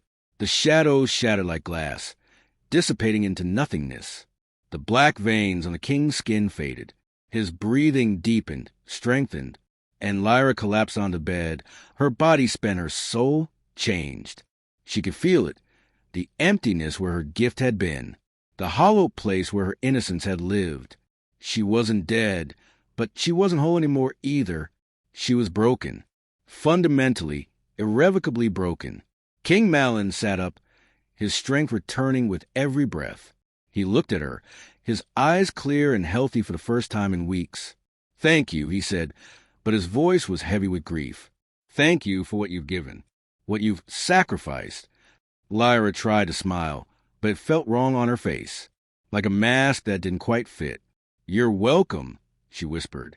Then the door burst open, and Kael rushed in, his eyes wild with fear and hope.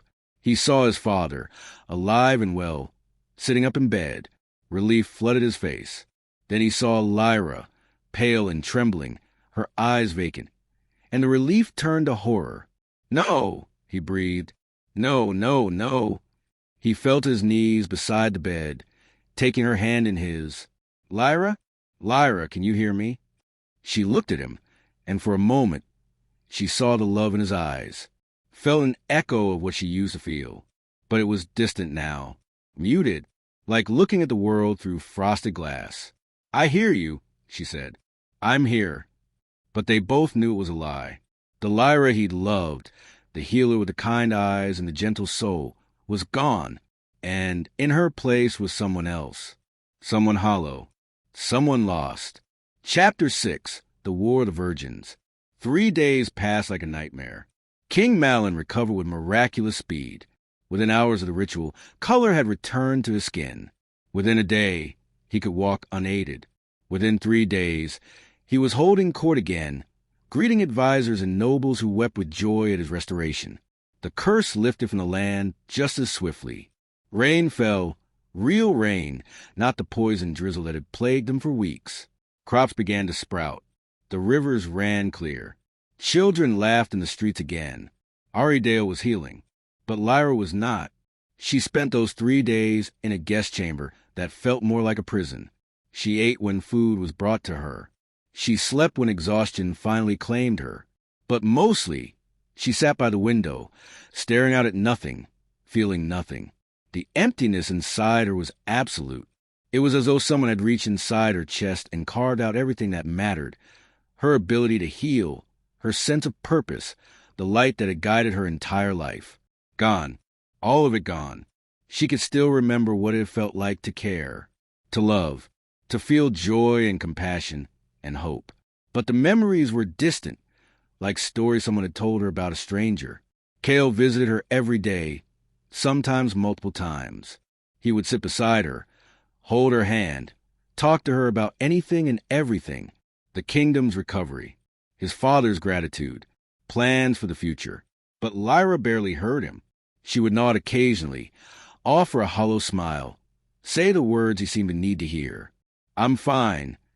I'm just tired. It will get better. They were all lies. On the third evening, as the sun set over the newly green gardens, Kael sat beside her on the window seat and took both her hands in his. Lyra, he said softly, look at me. She turned her head obediently, meeting his eyes. They were so full of love and pain that she wished she could feel something in response, wished she could give him the emotion he deserved. But there was nothing, just emptiness. I'm going to fix this, Kael said, his voice fierce with determination. I don't care what it takes. I'll find a way to restore what you lost. You can't, Lyra said flatly. The oracle was clear. What's gone is gone forever. I don't believe that, Kael insisted. There has to be a way. Magic that could be undone. Spells that could be reversed. Kael, she pulled her hands away gently. Stop, please.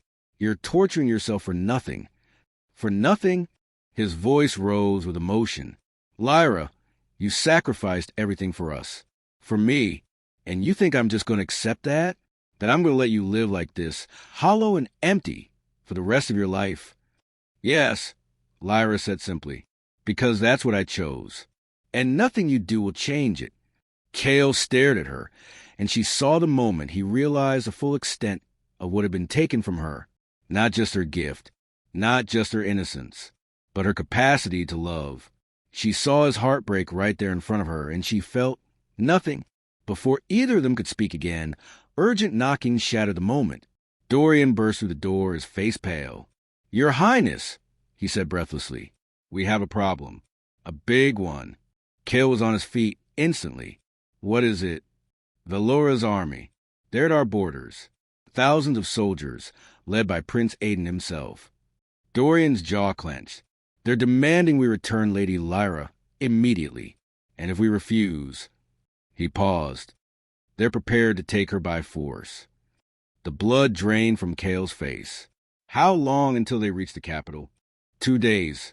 Maybe less if they force march. Kael turned to Lyra, conflict warring in his eyes. We have to hide you. If Aiden gets his hands on you, why would he want me? Lyra asked, genuinely confused. I'm not the woman he was betrothed to anymore. That woman is dead.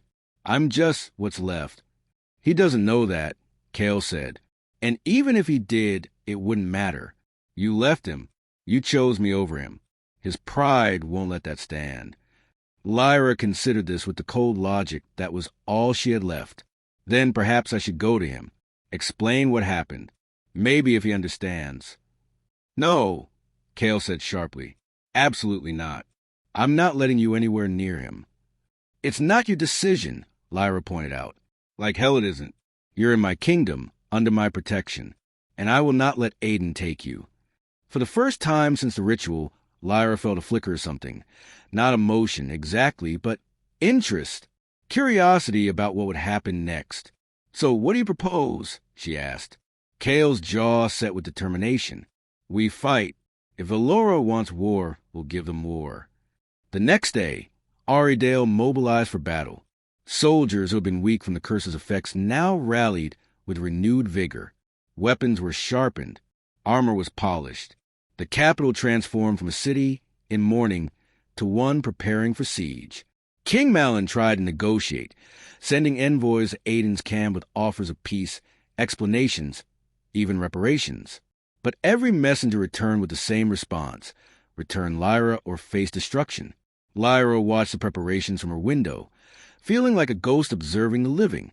All of this, the armies, the weapons, the impending bloodshed, was because of her, because she made a choice that saved one kingdom but might now destroy two. That evening, Queen Lyra came to visit her. The queen had been nothing but kind since Lyra's arrival, but there was a wariness in her eyes now, as though she wasn't sure what to make of this hollow version of the girl who had saved her husband. "May I sit?" Lyra asked. Lyra gestured to the chair across from her. "Of course, your majesty." Lyra settled gracefully, studying Lyra with eyes that missed nothing. "How are you feeling?" "Empty," Lyra said honestly. There was no point in lying, but I suppose that's to be expected. "I wanted to thank you," Lyra said softly, "for what you did, for the sacrifice you made. My husband is alive because of you. Our kingdom is healing because of you. And yet," she paused, "I find myself wondering if the cost was too high." "It was the cost the curse demanded," Lyra replied. "Whether it was too high is irrelevant." "Is it?" Lyra leaned forward. "Child, you gave up your soul to save us. And now we're preparing to go to war, to spill more blood, because we won't give you back to the man you were promised to. How is that justice? How is that right?" Lyra met her gaze. "What are you asking me?" "I'm asking," Lyra said carefully, "if perhaps it would be better for everyone if you returned to Valora willingly, if you went to Prince Aiden and explained what happened. Surely he would understand. Surely he would see that punishing Aridale serves no purpose." "You want me to leave?" Lyra said flatly. "I want to prevent a war," Lyra corrected. "Thousands will die if our armies clash. Families will be destroyed. And for what? For a woman who—" She stopped herself, but the words hung in the air anyway. "For a woman who isn't even whole anymore." Lyra stood, moving to the window. "You're right," she said quietly. "I should go. I should stop this before it begins." "Lyra, I didn't mean—" "Yes, you did," Lyra interrupted, but there was no anger in her voice, just cold acceptance. "And you're not wrong. I'm not worth a war. I'm barely worth anything anymore." Lyra rose, distress clear on her face. "That's not what I meant. Please, I was merely suggesting." "I'll leave at dawn," Lyra said, "before anyone can stop me. I'll ride out alone and meet Prince Aiden's forces. I'll explain everything. And if he still wants to attack Aridale after that," she shrugged, "then at least you'll know you tried." "Kael will never allow it," Lyra warned.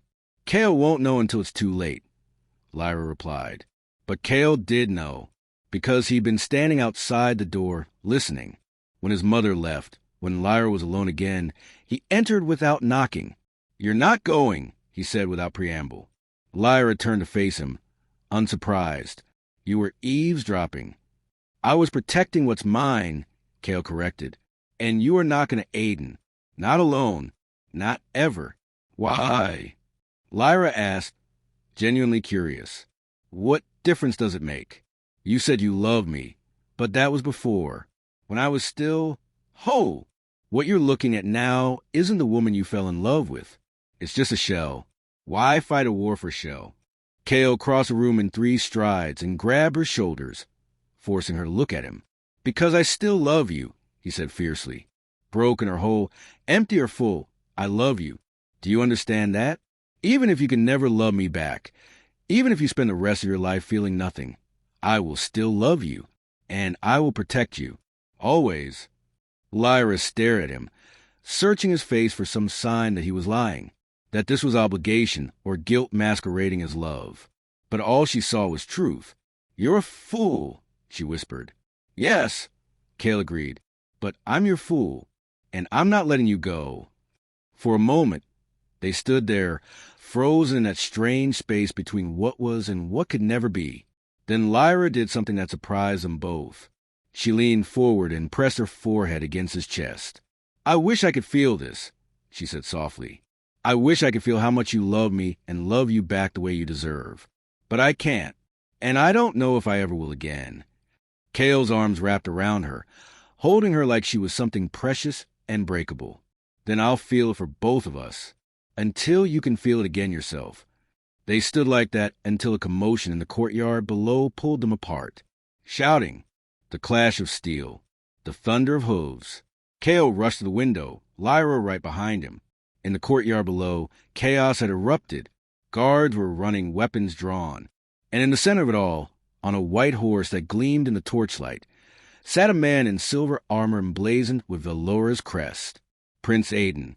He came alone. Dorian shouted from below. He rode through our gates alone, demanding an audience with the king. Kael's jaw clenched. Bold. Stupid, but bold. "Let me talk to him," Lyra said. "Absolutely not." "Kael." She turned to face him. "He came for me. The least I could do is face him." Before Kael could argue further, Lyra was already moving, heading for the door. Kael swore under his breath and followed, catching up to her on the grand staircase that led to the courtyard. By the time they reached the bottom, a crowd had gathered. King Malin stood on the palace steps, flanked by guards. Queen Alar was at his side, her face pale with worry. And there, dismounted now but still radiating authority, stood Prince Aiden of Velora. He was everything Lyra remembered, tall and handsome, with golden hair and eyes the color of summer sky. He wore his nobility like armor, every inch of him the perfect prince. But when he saw Lyra, something in his expression cracked. "Lyra," he breathed. She descended the last few steps, very aware of Kael's presence like a shield at her back. "Aiden, you shouldn't have come here." "I had to," Aiden said, his voice rough with emotion. "I had to see with my own eyes if it was true. If you really—" He stopped, his hands clenching into fists. "Why? Why did you leave me? Why did you betray everything we were going to build together?" "Because your kingdom didn't need saving," Lyra said simply. "And his did." Aiden's gaze shifted to Kael, and the hatred there was palpable. "You stole her. You crossed into Velora, lied about who you were, and stole my betrothed." "I didn't steal her," Kael said coldly. "She came willingly. To save my father. To save thousands of lives. Maybe if you spent less time thinking about your wounded pride, and more time thinking about what actually matters." "Kael," King Malin warned. But it was too late. Aiden's hand had gone to his sword. "You dare speak to me of what matters?" Aiden snarled. "You corrupted her. Seduced her. Took her innocence." "I took nothing," Kael interrupted. "The curse took it. To save my father, Lyra performed a ritual that destroyed her soul. She gave up everything. Her gift, her purity, her capacity to feel. To break a curse that would have spread beyond Aridale's borders eventually. She saved both our kingdoms, and you're too blind with rage to see it." Aiden went very still. "What do you mean, destroyed her soul?" "The ritual required absolute purity," King Malin said, his voice heavy with sorrow. "And in channeling that purity to break the curse, Lady Lyra lost everything that made her her. She's alive, but she's—" He trailed off, unable to finish. "Empty," Lyra supplied.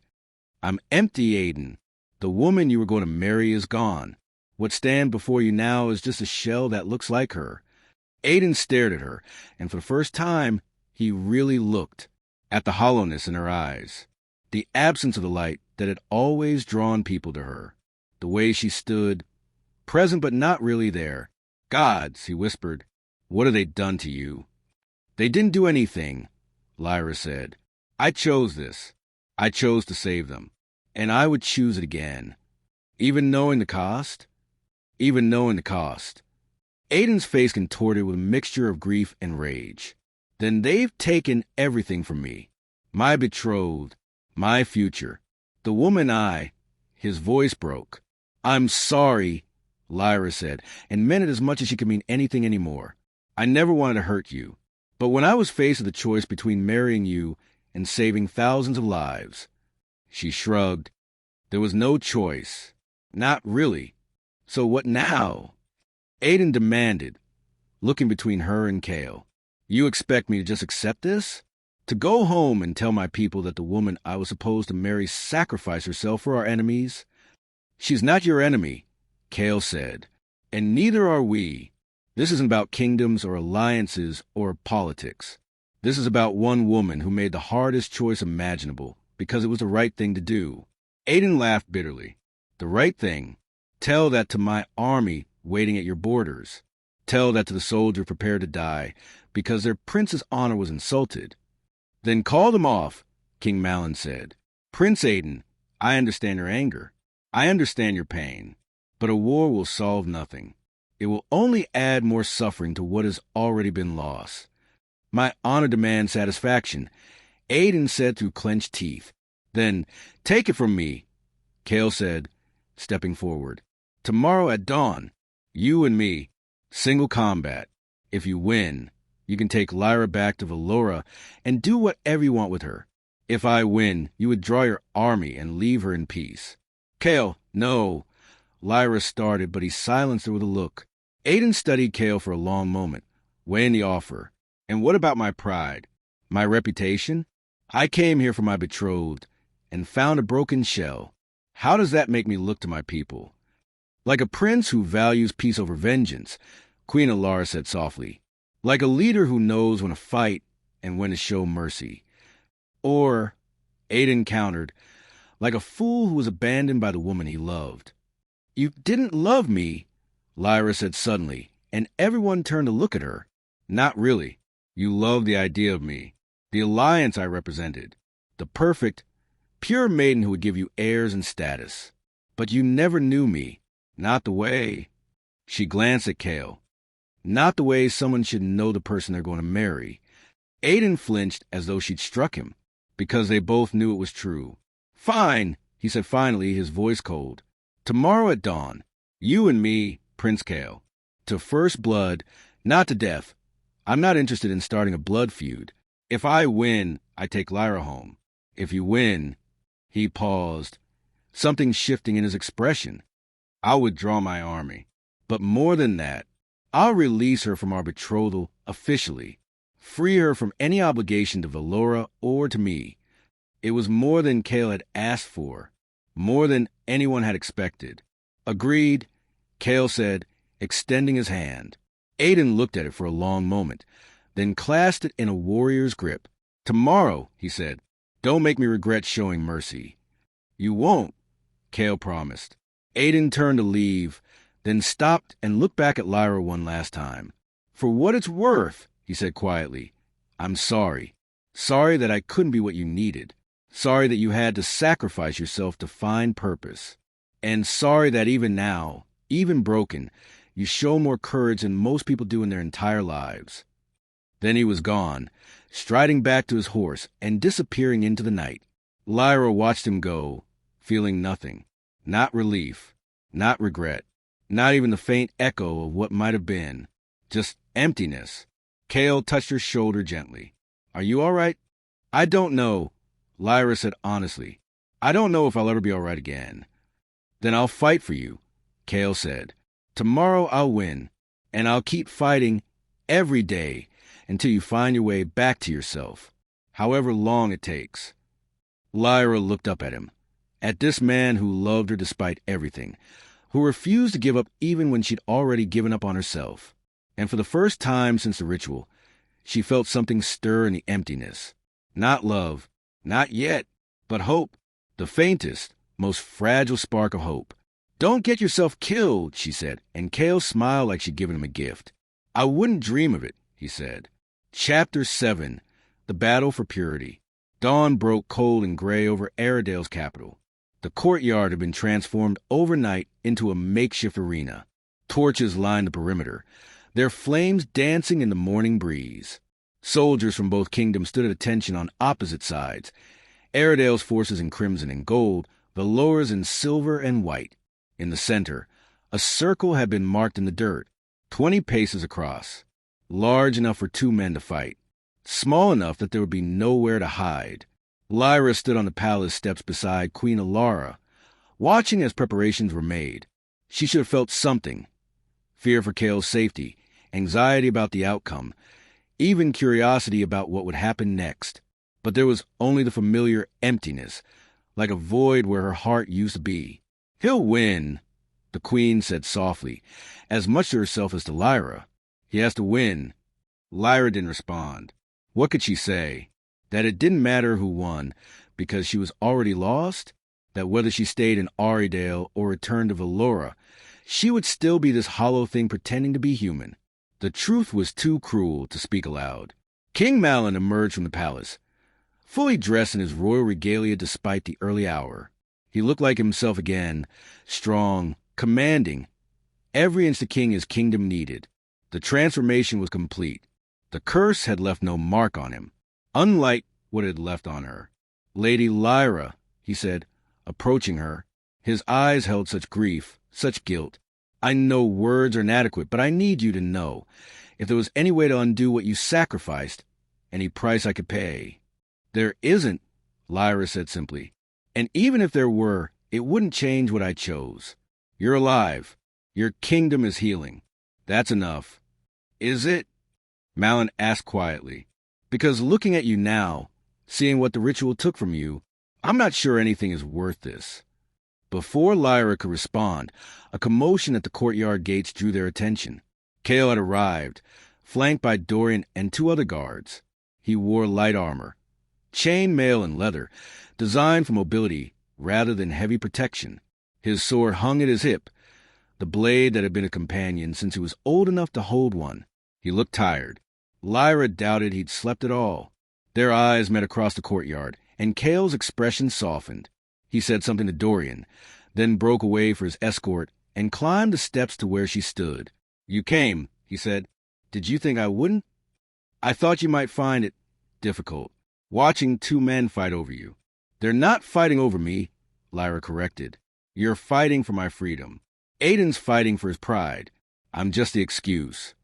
Kael flinched slightly at her words, but didn't argue. "Will you do something for me?" "What?" "Keep these." He pulled 2 items from his pocket, a small silver locket and a ring. "The locket was my mother's. The ring was going to be, well, it doesn't matter now. But I want you to have them, just in case." "In case you lose," Lyra said flatly. "In case I die," Kael corrected. "Aiden said of first blood, but accidents happen in combat. Blades slip. Men make mistakes." He pressed the items into her hand. "If something happens to me, I want you to have something to remember what could have been." Lyra looked down at the jewelry in her palm. The locket was beautiful, delicate silver filigree shaped like a heart. The ring was simpler but no less meaningful, a single sapphire set in white gold. She should refuse them, should tell him that sentiment was wasted on someone who couldn't feel anything. But instead, she closed her fingers around the gifts and nodded. "Don't die," she said. It was the closest thing to emotion she could manage. Kael smiled, sad but genuine. "I'll do my best." He started to turn away, but Lyra's hand shot out, catching his wrist. The touch surprised them both. "Kael," she said, struggling to find words that felt impossibly distant. "When you fought for me before, when you brought me here, when you refused to let me go, was it really for me? Or was it for what I could do for your father?" Kael turned back fully, his free hand coming up to cup her face. "It was for you," he said firmly. "Even before the ritual, even when you could still feel, I knew I was falling in love with you. And after, when you gave up everything, that only made me love you more. Not because of what you did, but because of who you are, the courage it took to make that choice, the selflessness, the strength." His thumb brushed across her cheek. "So no, this isn't about what you did for my father. This is about you, Lyra. Only you." Something flickered in the emptiness, too faint to name, gone almost before she could recognize it. But it had been there. She was certain. "Then win," she said. "Please." "I will," Kael promised. "For you, I will." Then he was gone, descending the steps to the courtyard where his opponent waited. Prince Aiden stood in the center of the circle, already armored and ready. His silver plate caught the morning light, making him look like some legendary hero from the old tales. His sword, longer and heavier than Kael's, rested point down in the dirt before him. As Kael approached, Aiden lifted his gaze. The hatred from the night before had cooled into something harder, more dangerous. "Last chance to surrender," Aiden said. "Give me Lyra and we can end this without bloodshed." Not a chance, Kael replied, drawing his sword. The blade sang as it left the scabbard, a clear, pure note. Then you're a fool, so I've been told. King Malin stepped forward, raising his hand for silence. The crowd, soldiers, nobles, servants, all gathered to witness, fell quiet. By ancient law and sacred tradition, Malin announced, his voice carrying across the courtyard, this dispute will be settled by trial of combat. Prince Kael of Aridale and Prince Aiden of Lyra will fight to first blood. The victor's terms will be honored by both kingdoms. Let all who witness remember, this is not war, but justice. He lowered his hand. Begin. For a moment, neither man moved. They circled each other slowly, assessing, looking for openings. Then Aiden struck. His blade came down in a powerful overhead arc, meant to split Kael's skull. But Kael was already moving, sidestepping and deflecting the blow with his own sword. Steel rang against steel, the sound sharp and violent. Aiden pressed the attack, his longer reach giving him advantage. He drove Kael back with a series of heavy strikes. High, low, left, right, each one powerful enough to shatter bone if it connected. But Kael was faster. Where Aiden relied on strength, Kael used speed and precision. He ducked, weaved, parried, always staying just out of reach of Aiden's blade. The fight moved across the circle, both men's boots kicking up dust. Sweat gleamed on their faces despite the cold morning air. Their breathing grew labored. You can't win, Aiden growled, unleashing another combination of strikes. I'm stronger, better trained, and I'm fighting for my honor. And I'm fighting for her, Kael shot back, deflecting a thrust aimed at his chest. That makes me more dangerous. He went on the offensive, his blade moving in a blur of silver. Aiden was forced back, his superior reach suddenly a liability at close quarters. Kael's strikes were precise, controlled, aimed not to kill but to find that first drop of blood that would end the match. But Aiden was skilled. He recovered, regaining his ground, and the fight evened out again. They fought for what felt like hours, but was probably only minutes.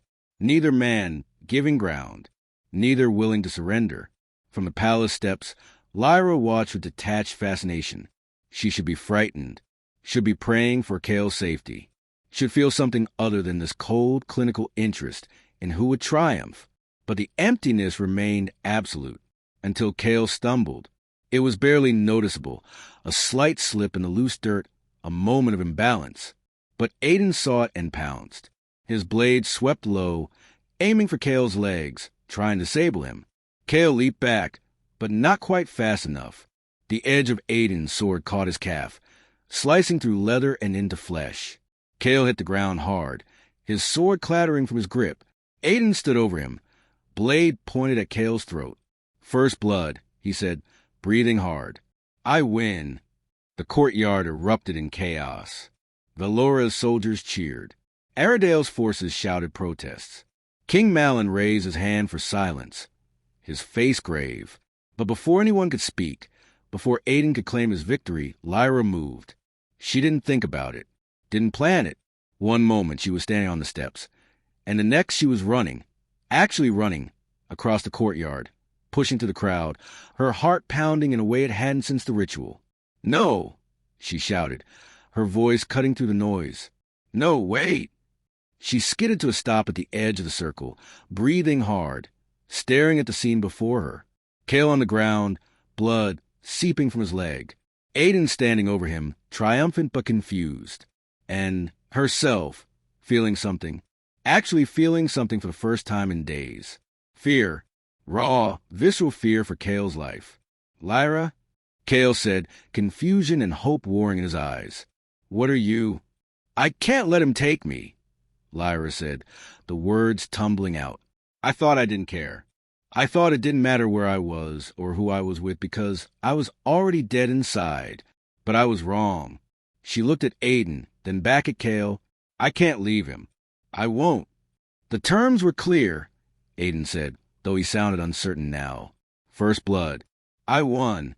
Look at her, Kael said, struggling to sit up despite the blood. Really look at her.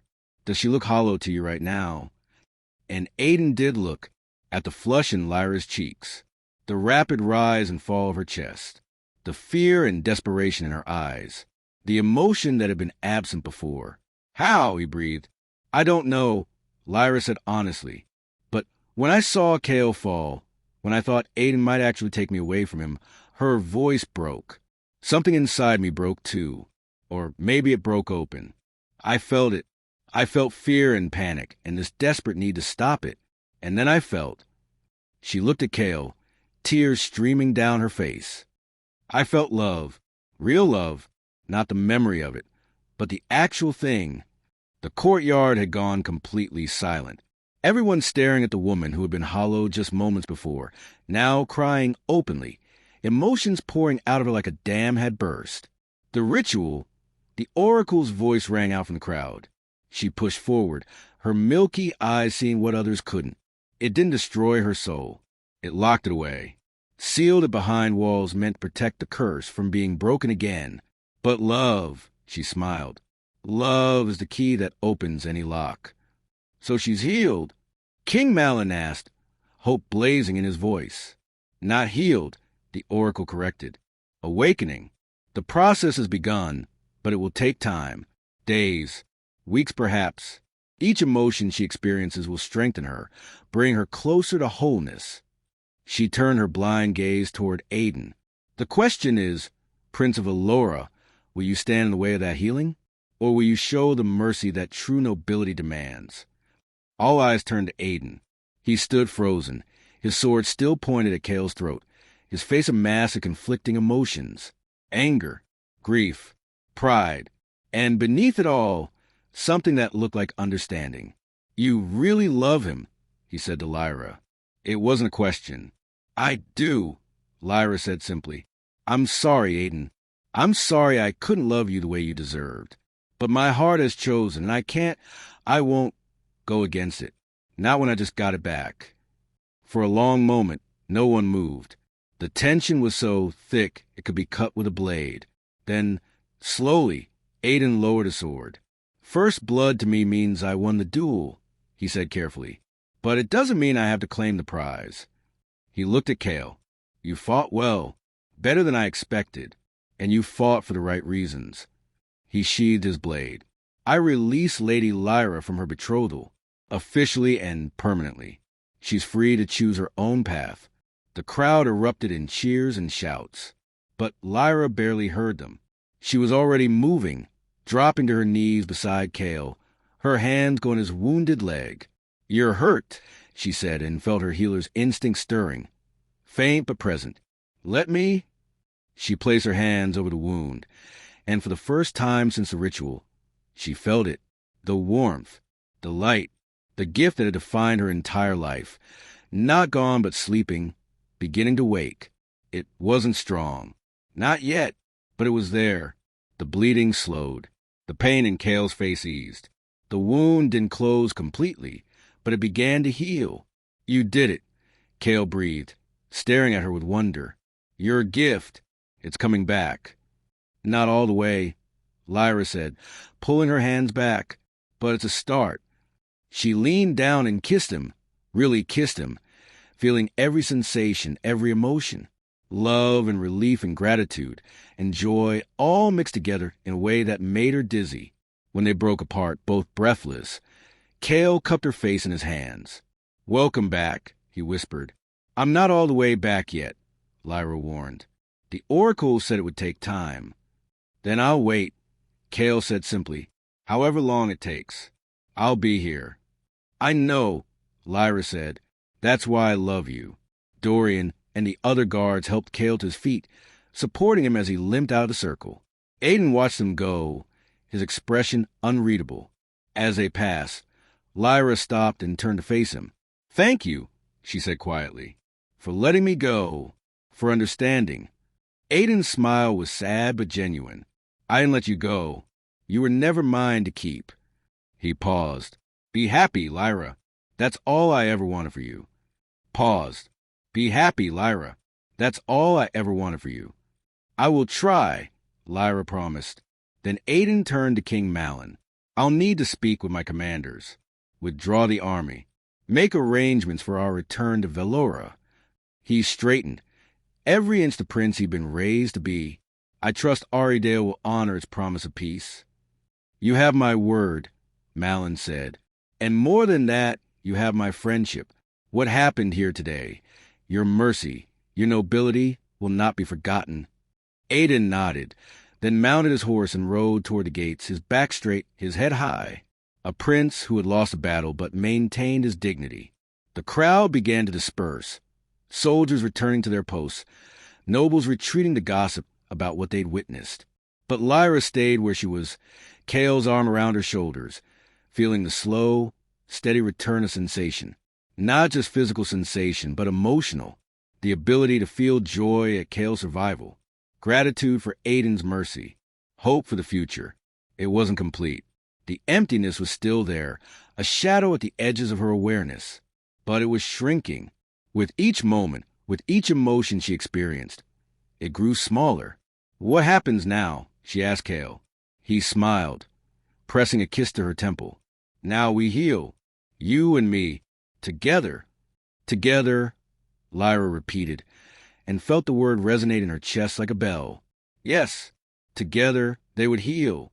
Together, they would build something beautiful from the ashes of what had been lost. Together, they would prove that love, true love, could overcome any curse, break any chains, and restore even the most shattered soul. Chapter 8, The Sacrifice. The weeks that followed the duel were unlike anything Lyra had ever experienced. Each day brought new sensations, new emotions, like flowers blooming after a long winter. Some mornings she would wake and feel joy, actual bubbling joy, just from seeing sunlight stream through her window. Other days, she would cry for no reason she could name, tears flowing freely as her heart relearned how to feel sorrow. It was overwhelming, beautiful, terrifying, and absolutely necessary. Kael was with her through all of it. On the days when emotions flooded her so completely she couldn't speak, he would simply hold her hand and sit in silence. On the days when she felt nothing, when the emptiness crept back in like fog, he would tell her stories, read to her, make her laugh until something stirred inside her again. You don't have to do this, she told him one afternoon as they walked through the palace gardens. The roses had returned, more vibrant than ever, their red and gold petals almost luminous in the sunlight. You don't have to spend every moment with me. You have a kingdom to help run, responsibilities. You're my responsibility, Kael interrupted gently. The most important one I have. Lyra stopped walking, turning to face him. The weeks had been kind to him too. The wound from the duel had healed completely, thanks in part to her own returning gift, and the stress that had lined his face when they first met had smoothed away. He looked happy, truly happy. I'm not your responsibility, she said. What am I exactly? Kael's smile was soft, intimate. What do you want to be? Lyra considered this. A month ago, she wouldn't have been able to answer, would have felt nothing at the question. But now, yours, she said simply. I want to be yours. Kael's eyes darkened with emotion. He stepped closer, his hands coming up to frame her face. You already are. From the moment I saw you in that market, you were mine, and I was yours. He kissed her, slow and deep, and Lyra felt it all. The warmth of his lips, the strength of his arms around her, the absolute rightness of being held by him. When they broke apart, both breathless, she rested her forehead against his chest. I want to try something, she said quietly. What? I want to try healing someone. Properly. Not just a minor wound, but something real. She pulled back to look at him. The oracle said my gift is returning stronger each day. I want to test it, to see if I'm really coming back. Kael's expression grew concerned. Are you sure you're ready? Lyra, it's only been a few weeks. There's no rush. There is, Lyra interrupted. Because every day I wait, I'm not doing what I was meant to do. I'm a healer, Kael. Or I was. I need to know if I still am. He studied her face for a long moment, then nodded. Then we'll find someone who needs healing. But I'm staying with you, if it becomes too much. You'll be there to catch me, Lyra finished. I know. They found their patient in the lower city, an elderly woman named Margaret who'd been suffering from a wasting illness for months. Her family couldn't afford the expensive court physicians, and the local healers had tried everything without success. When Lyra and Kael arrived at her small home in the artisan quarter, Margaret was in bed, her skin gray and papery, her breathing shallow. "Who are you?" her daughter asked suspiciously, blocking the doorway. "My name is Lyra. I'm a healer, and I'd like to help your mother, if you'll allow it." The daughter's eyes widened. "You're her, the woman from Valora, the one who saved the king." She stepped aside, quickly. "Please, come in. We've tried everything. If you can help." Lyra entered the small cottage, Kael close behind her. The interior was humble but clean, with herbs hanging from the rafters and a fire burning low on the hearth. Margaret lay in a bed by the window, her eyes closed, her chest rising and falling in irregular rhythms. Lyra approached slowly, settling on a stool beside the bed. She placed her hand on Margaret's forehead and immediately felt it, the wrongness inside the old woman's body. Not a curse like what had afflicted the king, but a sickness of the blood, turning her organs to stone bit by bit. "How long has she been like this?" Lyra asked. 6 months, the daughter said, tears in her voice. "She gets weaker every day. The healers say there's nothing they can do, that we should prepare ourselves." Lyra closed her eyes, reaching for the gift that had once been as natural as breathing. It was there, stronger than it had been weeks ago, but still fragile, still incomplete. She wasn't sure she could do this, wasn't sure she was strong enough. Then she felt Kael's hand on her shoulder, steady and warm, a silent reminder that she wasn't alone. Lyra took a deep breath and let the light flow. It started as warmth in her chest, spreading down her arms into her hands. Golden light, faint but growing, began to emanate from her palms where they rested on Margaret's skin. The old woman stirred, her eyelids fluttering. Lyra pushed deeper, finding the source of the sickness and wrapping it in light. The darkness inside Margaret fought back, resisting, trying to maintain its hold. But Lyra was stronger. She'd faced a curse that nearly destroyed her. A simple blood disease was nothing in comparison. She poured everything she had into the healing, all her newly returned compassion, all her determination, all her love for the work she'd been meant to do. The light grew brighter, filling the small cottage until everything was bathed in gold. And then, suddenly it was done. The sickness shattered like glass, dissipating into nothing. Margaret's breathing evened out. Color returned to her cheeks. Her eyes opened, clear and focused for the first time in months. "Anna," she said, looking at her daughter. "What happened? Why are you crying?" Anna sobbed, throwing herself at her mother. "You're back. You're really back." Lyra pulled her hands away, exhausted but exhilarated. She'd done it. She'd actually done it. Her gift had returned. Not fully. She could feel the limits, the places where the curse had left permanent scars, but enough. Enough to help people. Enough to be a healer again. "Thank you," Anna said, turning to Lyra with tears streaming down her face. "Thank you so much. We have nothing to pay you with, but—" "I don't want payment," Lyra said softly. "Seeing your mother healed is enough."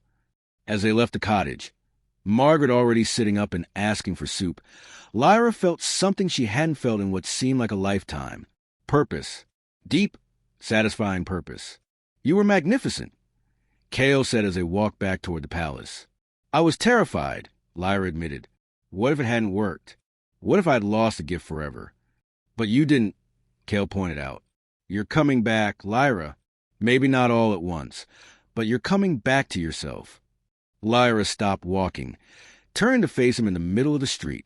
Around them, people were going about their daily business, merchants closing their shops for the evening, children playing the gutters, couples walking hand in hand.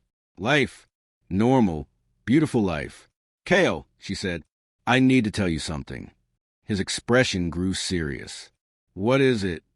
"When I performed the ritual, when I gave up everything to save your father, I thought it was the end. I thought I'd never feel again, never love again, never be myself again." Her voice thickened with emotion. "But you refused to give up on me, even when I was hollow, even when I had nothing to give you in return." You love me anyway. Of course I did, Kael said simply. But don't you see? That's why I'm healing. That's why my gift is returning. Because you showed me that love isn't something you feel only when everything is perfect. It's something you choose every day, even when things are broken. Tears spilled down her cheeks. You chose me when I was broken, and that choice saved me. Kael pulled her into his arms, holding her tight. You saved yourself, Lyra. I just gave you a reason to come back. They stood like that for a long time, holding each other in the middle of the street while the city moved around them. Finally, Lyra pulled back, wiping her eyes. There's one more thing I need to do, to be fully healed, fully myself again. What? I need to forgive myself. Kael's brow furrowed. For what? For leaving Aiden. For breaking my promises to Velora. For... She swallowed hard. For all the pain my choice caused. I know it was the right choice. I'd make it again. But that doesn't mean people didn't get hurt. Aiden got hurt. His pride, his heart. And I need to make peace with that. He forgave you, Kael reminded her. He let you go. I know, but I need to forgive myself. She took a deep breath. And I need to thank him, properly, for the mercy he showed. The letter took Lyra 3 days to write. She drafted it over and over, trying to find words that would express everything she felt without sounding hollow or insincere. Finally, she settled on something simple. Aiden, I know this letter can't undo the hurt I caused you. I know that my choice to leave, to break our betrothal, wounded your pride and your heart. And I know that no amount of apology can change that. But I want you to know that I'm grateful. Grateful for the mercy you showed me when you could have claimed your victory. Grateful for the understanding you demonstrated when you saw what the ritual had cost me. And grateful for freedom you gave me to choose my own path. Because of you, I'm healing. Because of your nobility, I have a chance at happiness I never expected to find. And I will never forget that gift. You deserve better than what I gave you. You deserved a woman who could love you completely, without reservation or doubt.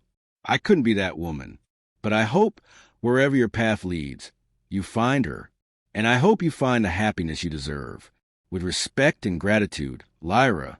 She sent the letter with a royal courier, then tried not to think about it.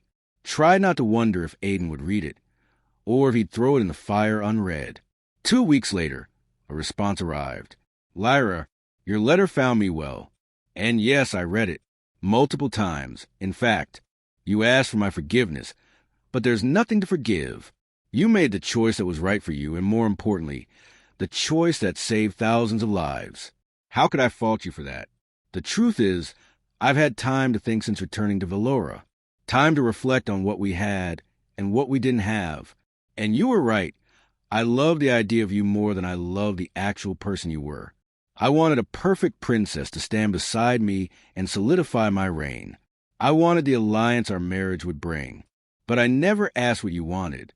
Never tried to know your dreams or fears or hopes. And for that, I'm the one who should be apologizing. You asked if I found happiness. Not yet, but I'm looking for it. And when I find it, I'll make sure it's real this time. Not perfect, just real.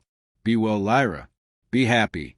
And tell that prince of yours that if he doesn't treat you like the treasure you are, he'll have me to answer to. Aiden.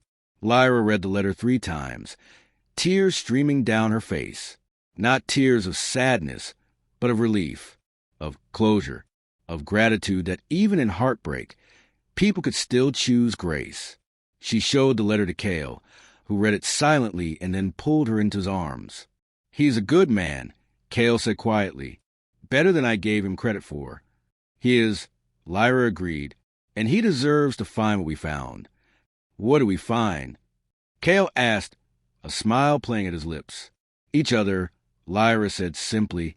Against all odds, against every obstacle, we found each other. That evening, King Malin summoned them to the throne room. Lyra had been there a few times since her arrival, but always as a guest. Now, as she and Kael entered the grand chamber with its soaring ceilings and gleaming marble, she felt different, more confident, more herself. The king and queen sat on their thrones, but they rose as Lyra and Kael approached. "Lady Lyra," Malin said warmly, "I've heard reports of your healing. Margaret in the artisan quarter, Thomas the blacksmith, young Sarah who was born with a twisted leg." His smile was proud. "Your gift has returned stronger than ever." "Not stronger," Lyra corrected gently. "Just clearer, more focused. The ritual took something from me, yes, but it also taught me something. That healing isn't just about fixing what's broken. It's about giving people hope that things can get better." "Wise words," Queen Alara said, "which is why we've called you here. We have a proposition." Lyra glanced at Kael, who looked just as confused as she felt. "A proposition? Aridale needs a court healer," Malin explained. "Someone with knowledge and power, yes, but also someone with compassion and wisdom. Someone who understands sacrifice." He stepped down from his throne, approaching Lyra. "We would be honored if you would accept the position." Lyra's breath caught. "You want me to stay? Permanently?" "We want you to stay because you belong here," Alara said gently. "You saved our kingdom. You saved our family. But more than that, you've shown us what true nobility looks like. And we want you to be part of our court, part of our family." Lyra looked at Kael, who was smiling like the sun had just risen. "What do you think?" she asked him. "Should I accept?" "Only if you want to," Kael said. "But I should probably mention that if you stay as court healer, you'll be working very closely with the Crown Prince, which means we'll see each other every day. All day. You might get sick of me." Lyra laughed, genuine, joyful laughter that rang through the throne room. "I don't think that's possible." She turned back to the king and queen. "I accept.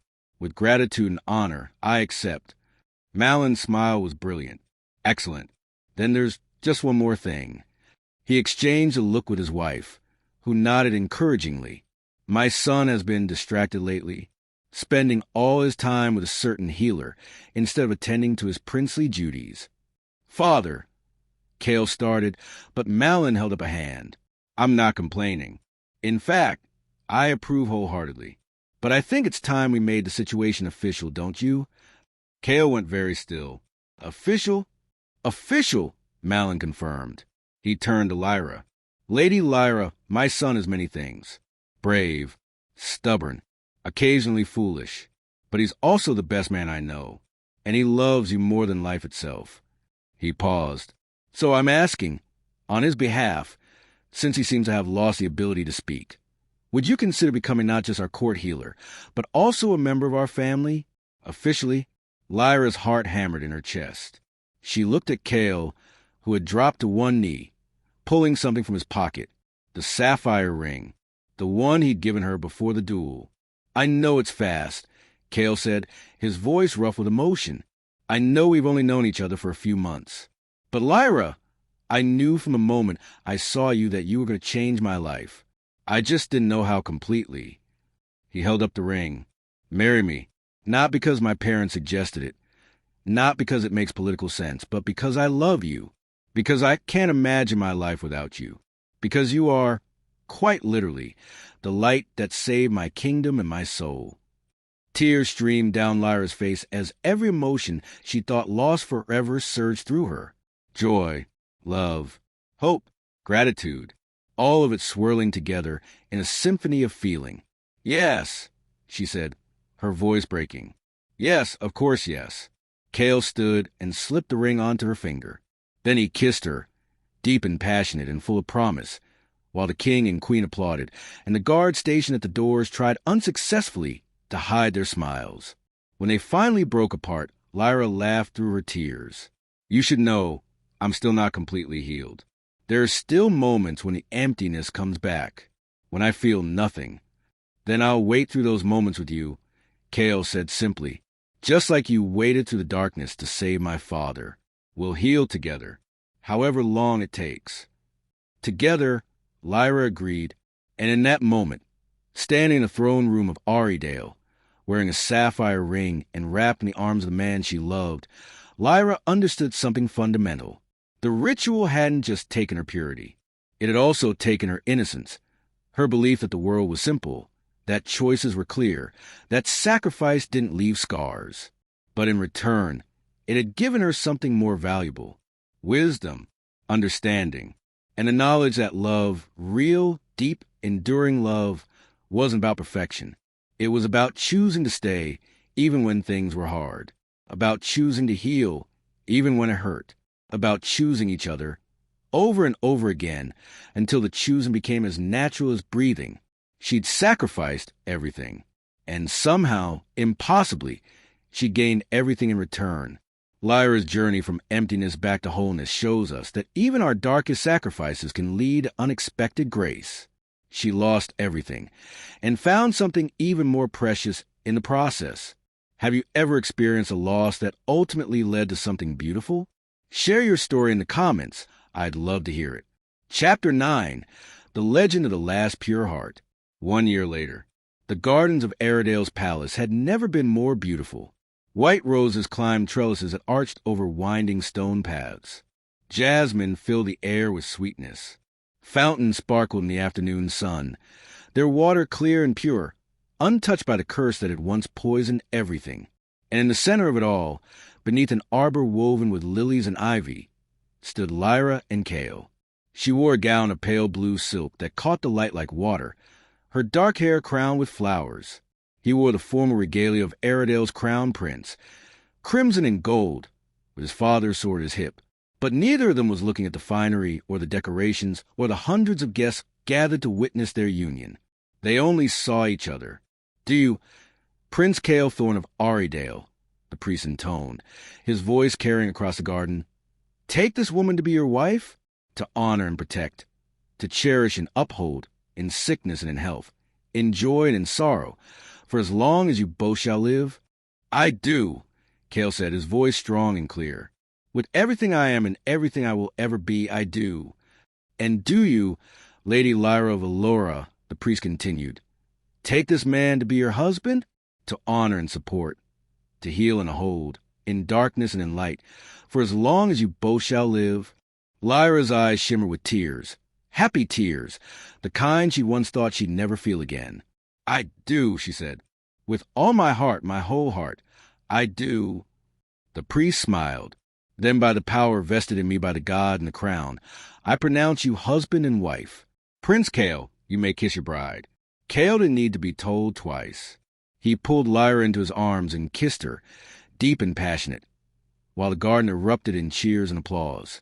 When they finally broke apart, both laughing and crying at once, Lyra looked out the crowd and saw so many faces she'd come to love.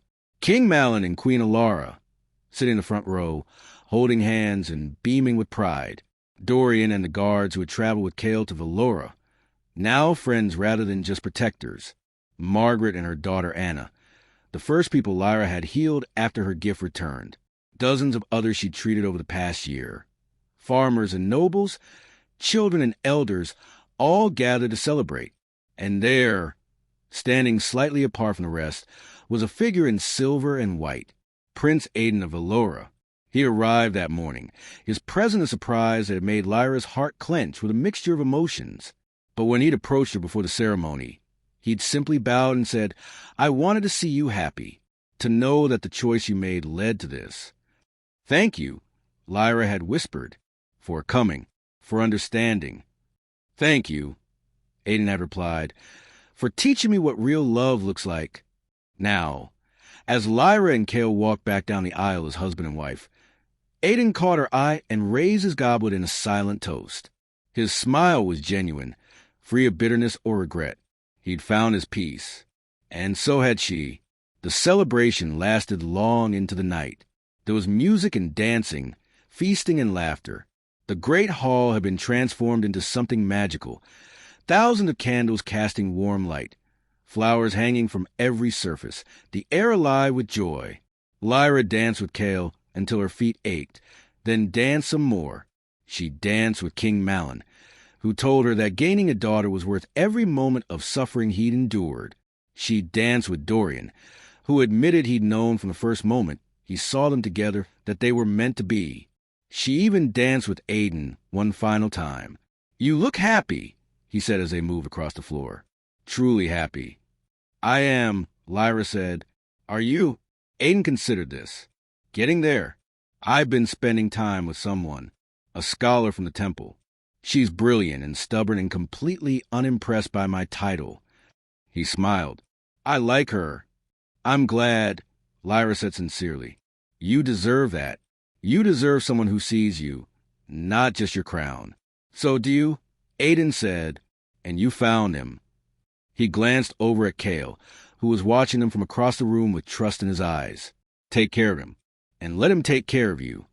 I will, Lyra promised. When the dance ended, Aiden bowed deeply. Be well, Lyra. Be loved, and be everything you were meant to be. You too, Aiden, she said. You too. As midnight approached, Kael pulled Lyra away from the celebration, leading her through quiet corridors to a balcony that overlooked the city. Below them, Aridale stretched out like a tapestry of light. The curse's damage had been completely erased. The fields were green and fertile. The rivers ran clear. The people thrived. Look at what you did, Kael said softly, his arm around her waist. You saved all of this. We saved it, Lyra corrected. You brought me here. You fought for me. You refused to give up even when I was lost. You were never lost, Kael said, just temporarily misplaced. Lyra laughed, leaning into his warmth. Is that what we're calling it? That's what I'm calling it, Kael said. He turned her to face him, his hands gentle on her shoulders. Lyra, I need to tell you something. What? You've given me everything. A purpose beyond duty. Love beyond measure. Hope for a future I never dared to imagine. His voice grew thick with emotion. And I know the past year hasn't been easy. I know you still have days when the emptiness returns, when you struggle to feel. Less and less, Lyra interrupted softly. Those days come less and less now. I know, but even on those days, even when you're struggling, I want you to remember something. He cupped her face in his hands. You're not defined by what the curse took from you. You're defined by what you chose to give. And that choice, that sacrifice, made you the most extraordinary person I've ever known. Tears spilled down Lyra's cheeks. How do you always know exactly what I need to hear? Because I know you, Kael said simply. Heart and soul, I know you. He kissed her, soft and sweet, while the city lights twinkled below and music drifted up from the great hall. When they finally pulled apart, Lyra rested her head against his chest, listening to the steady beat of his heart. I want to tell you a story, she said quietly. A story about a girl who thought she had to be perfect to be worthy of love, who thought that purity meant never being touched by darkness or pain or loss.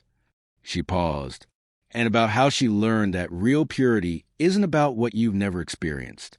It's about what you're willing to give, even when it costs you everything.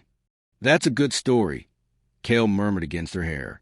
It's our story, Lyra said, and I think it's one worth remembering. 5 years later, the healing temple in Aridale's capital had become legendary throughout the land. People travel from all corners of the kingdom and beyond to seek treatment from the Princess Lyra, whose gift was said to be unmatched. She could heal wounds that festered, cure diseases that baffled other physicians, and ease pain that had haunted people for years. But more than her skill, people came for her compassion, for the way she listened, really listened, to their stories, for the way she never made them feel like their suffering was insignificant, for the way she gave them hope. On a bright spring morning, Lyra stood in the temple's main hall, treating a young boy who'd broken his arm falling from a tree. His mother hovered nearby, anxious and guilty. I told him not to climb so high, she said for the third time, but he never listens. He's a child, Lyra said gently, her hands glowing with soft golden light as she worked. Children climb trees. It's what they do, and bones heal. See? She pulled her hands away, and the boy flexed his arm experimentally. The break had knitted completely, not even a scar remaining. It doesn't hurt, he exclaimed. Magic, his mother breathed. Pure magic. Just healing, Lyra corrected with a smile. Now, young man, you can climb trees again, but maybe not quite so high next time. The boy nodded enthusiastically and ran off, his mother following with profuse thanks. As they left, Kael appeared in the doorway, and Lyra's heart, her whole, complete, fully healed heart, leaped at the sight of him. "Busy morning?" he asked, crossing to her. "Always," Lyra said, "but I wouldn't have it any other way." Kael smiled and placed a hand on her swollen belly. "How are you feeling? Any pain? Discomfort?" "I'm fine," Lyra laughed. "Stop worrying. I'm a healer, remember? I think I can handle being pregnant." I know, but you're carrying my child. Our child. I'm allowed to worry." Lyra placed her hand over his, their fingers intertwining on the curve of her stomach. "She's strong. I can feel it. She's going to be extraordinary." "Like her mother," Kael said. "Like both her parents," Lyra corrected. They stood like that for a moment. Two people who'd found each other against impossible odds, now building a family and a future together. "I have news," Kael said. "From Lyra." Lyra's breath caught. "Aiden, he's getting married to the scholar he mentioned. The wedding's in 2 months. He's invited us." Lyra smiled, genuine warmth flooding through her. "We should go. I'd like to see him happy. To witness the beginning of his story the way he witnessed ours." "I thought you'd say that," Kael said. "I already sent word that we'd attend." The years continued to pass, marked by joy and growth and love. Lyra and Kael's daughter was born on a summer evening, her cries strong and healthy. They named her Mira, which meant light in the old language. She had her mother's dark hair and her father's eyes, and from the moment she could walk, she followed Lyra around the healing temple, watching with solemn fascination as her mother worked. "She'll be a healer, too," Queen Alar predicted when Mira was 3 years old. "Look at how she studies everything." "Or a warrior," King Malin countered, pointing how the little girl had picked up a wooden sword and was swinging it with surprising accuracy. "She has spirit. She can be both," Lyra said. "A healer and a warrior. Someone who fights for what's right and mends what's broken. The world needs more people like that." 2 years later, they had a son. They named him Theron, and he was quiet and thoughtful, with a gift for languages and diplomacy that showed itself even in childhood. The kingdom prospered under King Malin's continued rule, with Kael taking on more responsibilities as he prepared to one day wear the crown. But even with the weight of future kingship on his shoulders, he never missed a day with his family, never missed a chance to hold his wife, play with his children, or remember how close he'd come to losing everything. 20 years after the curse was broken, Lyra stood in the temple gardens, now in her 40s, watching the sunset paint the sky in shades of gold and crimson. Her hair had threads of silver in it now, lines that appeared at the corners of her eyes. Smile lines, Kael called them, earned from decades of laughter and joy. She heard footsteps behind her and smiled without turning. "I knew you'd find me here," she said. Kael wrapped his arms around her from behind, resting his chin on her shoulder. "You always come here when you're thinking." "I was remembering," Lyra said. "That day, 20 years ago, when I first came to Aridale, when I performed the ritual, when I thought my life was over. And now I know it was just beginning." She turned in his arms to face him. His hair was more gray than dark now, and his face showed the lines of a life well lived. But his eyes still held the same love they'd shown that first day in the market. "Everything I thought I lost, I found again, and more, so much more. Do you have any regrets?" Kael asked. Lyra considered this seriously. "About leaving Valora?" "No." "About the pain the choice caused?" "Yes, sometimes. But regret about making it." She shook her head. "Never, because that choice led me here. To you, to our children, to this life, and I wouldn't trade a single moment of it."